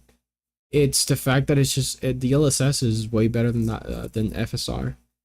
But they are pulling a really good move with the fact that they're gonna give us frame generation for free essentially. Because I'm gonna be able with FSR with their new frame generation to run it on my computer with a card that is not even a video card that is not even theirs. So that's fucking crazy. They just went right for the jugular. So essentially that. The 5000 series, that's the next one I will be getting into. I'm not gonna get a 4000 because that makes no sense for me. There's 0 point why I should be doing that. It's kind of like the same thing with my phones. I change it every 2 years, so that's kind of what I do with my GPUs. I change it every two. Um, I mean, from the 970, I went to the 1080, but still, it was given to me for free, so I was like, yes, I will take this 100%. And then I ran to the 3000 and 5000 whenever it releases. Or maybe I go with AMD. We never know. A lot of shit can happen in 2 years because I believe the 5000 is out for 2025. There have been some recent leaks. I haven't really looked at them though, of like what they're trying to do and stuff. But you know, it's, I don't know. We'll see. It's still a long time for 2025 for me to even be thinking about that. I mean, so far everything is good. I've heard some people. I've heard some people just going out of their way to like get a new computer because they want to make sure that they play Starfield correctly, and I totally understand that because when Cyberpunk came out, I had a 1080, and I was like, I don't think. I mean, sure, the system requirements say that the 1080 should be fine, but is it really gonna be fine? And plus, the game was fucking broken when it launched, so you can. With the gaming industry nowadays, you kind of have to be like, okay, I have the recommended GPU. I need to be above that because if the game is fucking broken, which most of them are, you kind of have to make up for it somehow. And sometimes it doesn't even matter because people with Cyberpunk back then, when they had a 380s back then, the game still ran like shit. So you kind of have to overcompensate a little bit when it comes to that because the state of this fucking industry right now, it's, I mean, this year we've had great games, but a lot of shit just comes out and it's just not. They needed more years. Phantom Liberty is coming out this month. I'm gonna be pretty busy with Starfield, so it should be fine. Plus, I don't have to buy it on day one or anything. I will be having a whole playthrough on Cyberpunk though, because they are revamping a lot of different mechanics. They basically said they basically just did everything. Not new, but like they changed everything. And the one thing that they did change that I'm mostly looking forward to is the whole skill tree, because the original skill tree for Cyberpunk was mostly, oh, you reload like 2% faster, right? And you get that perk 5 times and then you get like 10%. And you're like, okay, well, I just spent 5 points and all I do is like reload a little faster, right? But now they're saying that, you know, like the stuff that you unlock now is gonna be it actually changes the gameplay and stuff, which is really fucking cool. I'm all in for that. So I'm gonna wait for like when it releases because I want to see the stuff that is gonna be that you have to pay for and the stuff that is just gonna be in the game with the update, because they're two different things. The update is gonna roll a little sooner, like a couple of days before the expansion arrives, and then you know the actual stuff you pay for. So I hopefully it's just the expansion, but hopefully all the changes just poured into the main game and you don't have to pay for it. I would hope so. Pretty sure that information is public by now or something. I'm not really sure. I haven't looked into it. Phantom Liberty looks fucking great, but you know, we'll see how that goes. I'm pretty sure they're probably gonna add like a new ending with Phantom Liberty. There's a whole plot of like how you can get cured with the relic and stuff. I guess we have yet to see how that's gonna play into the main plot, and if there's gonna be a whole new ending. Hopefully, here's hoping, right? I mean, The Witcher 3 still had all the endings the same, even if you did the expansions. But I'm hoping that with this one, like just give me like one extra ending that I can do through the expansion. I'll be pretty happy with that. Like a completely different ending. I would really, really fucking appreciate that. But yeah, what we're like, let's see, 6-2. We are like 10 hours away from Starfield. And I'm very fucking excited. I can't fucking wait. I'm so fucking excited for Starfield. And it's already preloaded and everything. I'm like, the one thing that is really fucking me up is if the game just runs like shit. Please, just please. Hopefully it runs well. I'm I don't know, man. I don't fucking know how that's gonna go. Um, I don't have an Xbox, so I don't. Obviously, I'm not gonna play it on Xbox. It's not coming out for PlayStation because it's a Microsoft exclusive. And it's capped at 30 FPS. They said why and everything, and I understand that, but I mean, a lot of people are gonna be very salty about it. I'm pretty sure the whole drama calmed down because they told that to us like months ago. It's not a new thing. If the game just released with like 30 FPS and nobody would have known, it would have been like batshit fucking insane. But it's something we knew about, so it's fine. I'm guessing, knowing Bethesda, the game is gonna be capped at 60. I don't think that you're gonna be able to go above 60. Because pretty much all their games are capped at 60, and you have to get a mod and unlock it. But it's not as simple as unlocking it because the physics are tied to the FPS, which is just why would you do that to? But it is what it is. Creation engine, right? As long as it's stable, I'm gonna play with a controller. I don't playing 60 FPS with a mouse doesn't feel that good. If you want to play with a mouse, the game has to go above 60. At least for me, it doesn't feel that smooth because you're playing with a mouse. You're like more responsive, or when you're playing with a mouse. But when you're playing with a controller, it feels perfectly fine. So I'm probably just gonna be using a controller to play Starfield. We'll see how that goes. We'll see how that goes. I'm hoping for weapon variety. Hopefully there's just a lot of stuff that we could just experiment with and play around. And I really hope that it has the Skyrim sense of discovery where you can generally talk to your friends and exchange stories on, oh, did you find this key that like opens up every single lockpick, but if you give it away you lose it forever, like that sort of thing, like Skyrim. I hope it has like a bunch of unique items and just shit you can do and miss, and then you can talk to a friend and then just have conversation like I just said right now. That would be pretty fucking cool. Enemy variety. Hopefully that's also I don't want to be killing humans just all the time. Hopefully, I mean, obviously most of them are going to be humans, but I mean, like, just have like different stuff that I could shoot at. Hopefully that goes out well. The perks, it didn't seem like a lot. I might be misremembering because I saw Starfield Direct and that's about it. There might be more stuff. I don't know. Plus you have the powers. You have like telekinesis and shit, which ties into the main story. I wonder how far they're gonna go with that. Hopefully it's not like, oh, you freeze time and whatever.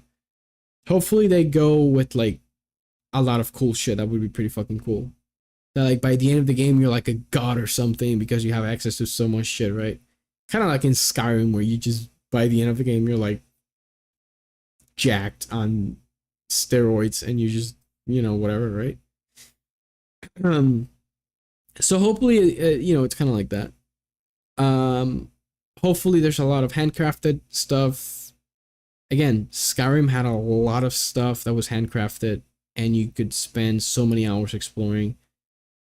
Starfield has been in the oven for, well, they revealed it in 2018, so that makes it 5 years. Plus whatever years before that they were doing it, right? So that's a long time in the oven for them to like just have a lot of stuff in the game. The game is like 120 25 gigabytes, which is like, all right, they got stuff. They got like stuff in the game. So we're gonna see how that goes. One thing that kind of disappointed me, the armor and shit, like not armor, it's not armor, it's not a fucking medieval game. Yeah, armor, essentially. It's not like Skyrim or any other RPGs where you have, you have gloves, boots, your chest, your head. I think it's a one piece item. Maybe the helmet could be different, but I think it's like a one piece item. It's not you're not getting like a different, oh shit, I got like boots, Probably because, since you're always wearing like a spacesuit, you kind of have to, to like stick stuff together. You don't stick stuff together with a spacesuit. It's one piece. It's a fucking spacesuit, right? So like that would make sense. What else? By far my favorite thing about the game that looks really fucking great, the art style looks phenomenal. When you look at something like No Man's Sky, right? The art, sure, you have a space exploration and whatever, but the art style is, it's cartoonish. The aliens look kind of weird. It's like you're watching a kids movie. What Starfield is doing though, it's like actual real life space stuff. Like if you look up at a video of the ISS, it looks exactly like Starfield. The technology and the cables and just the white padded walls, it's realistic. It's not that it's realistic, it's based on reality, and I love that shit because it feels like, because when you watch gameplay, it's as if it could exist, right? With No Man's Sky is kind of like cartoonish, and I'm very happy that they went with this artistic choice. But then again, Bethesda has never been at they've always been pretty good with their artistic designs in games, except Oblivion. And I know that's controversial, but holy shit, I hate how Oblivion looks. Not because it's old, just artistically how it looks. Fucking Morrowind, my favorite, not my favorite Bethesda game, but my favorite visual art style that Bethesda has ever done was Morrowind, by far, and then Skyrim, because they're so fucking unique. It's just weird, and it's no other game comes close to it. It's just different. It's very fucking different. And Starfield kind of has the same thing where it's like grounded. It's kind of like reality, and I love that shit so much. And the weapons kind of look like they could exist in the real world.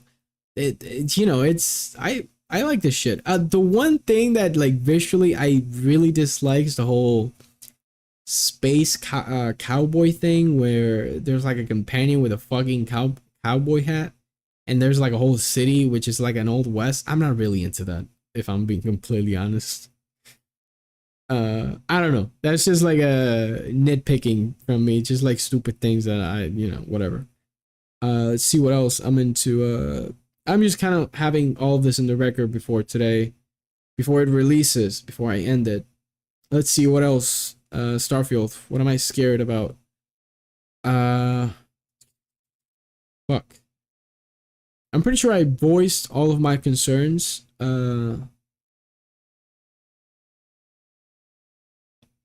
One thing that I think that I'm not gonna do is gonna be base building. I didn't do it in Fallout 4. And you could beat the game perfectly fine without even touching base building, right? You could just do it and be fine. But, Starfield is bringing that back because a lot of people liked it. Understandably so. But I feel like that's a part of the game that I'm just not gonna bother touching, which is just the settlement building system, the base building. I mean, I'll try it. If I like it, I like it, right? You can settle in a moon or some cool planet that you look at and you're like, oh, that looks pretty fucking cool. I'm gonna settle here and just have my companions here if you can do that. Probably can. But that is one aspect of the game that I just don't care about. The whole base building thing, I'm not really into that. The whole gathering resources thing, I'm like, yeah. One thing that I really liked, and one of the things I'm looking forward the most is you can board the ships. You can like talk to the ships and be like, I'm taking all you have. Get the fuck off. I mean, they're not gonna get off. It's a space, but like you can board them, and you can like have zero G's like gunfights, and just take over the ship. I do not know to what extent that is gonna be a thing though. I don't know if like you're gonna be able to like. Well, I mean, you're not gonna be able to have like a fleet of ships. Probably, definitely not. But hopefully, it's a what do you call it? Hopefully you can like sell the ships at least, like fence them or something, kind of like that, where you just don't steal only the cargo, but like you can do a little more with it. Like it would be pretty cool if you could like get a companion to like take it back to somewhere and then sell it. I know that I'm reaching. This is like just daydreaming, but it would be pretty cool if you could do something more with the ships that you break into, rather than just just getting all the loot and everything. Again, we're gonna know today, as a matter of fact, how the fuck this is gonna go, because I'm very fucking excited. And that's about it. I'm not gonna go to sleep now. I'm probably gonna watch a little bit of Prison Break for like the 5th time or something. Probably gonna be doing that. And then whenever I fall asleep, I'll fall asleep. And then tonight, I'm not gonna do Starfield live because this is just something that I kind of. Why is this not showing? Oh, because it's like right there. I have the stick. It's pretty cool because you can just kind of go like this, and whenever I'm done, I just put it. I mean, I put the microphone away because I don't want it to fall or anything. But you can just kind of like. I mean, just go all the way there, right? So we're gonna see how Starfield goes. Hopefully it goes well. So I don't have to look lighting. So I don't have to reference this video later on and be like, fuck, I was wrong about this. I don't want that to happen. Hopefully it goes really well. And hopefully we can just relive the whole Skyrim experience when it came out. I wasn't part of that because I was living in a different country when that happened. I didn't even know Skyrim was a thing until like 2013. But when I played Skyrim in 2013, I was like, this is fucking incredible. So why is that? Oh yeah, because I'm there. Oh, there you go. So we're gonna see how hopefully we are blessed today and we're not gonna get cyberpunked again. where people are just gonna make where Crobat is gonna make a new video on the fucking Starfield and promises and things and Todd lying again. Hopefully that doesn't happen. We're gonna see how it goes today though. Very fucking excited though. Very fucking excited. So yeah, to whoever watched, it was like one person watching, Nico. Thank you for watching and hearing me ramble about shit that nobody cares about. So yeah. Starfield. Fucking Starfield. Yeah. Anyways. Adieu, my one viewer.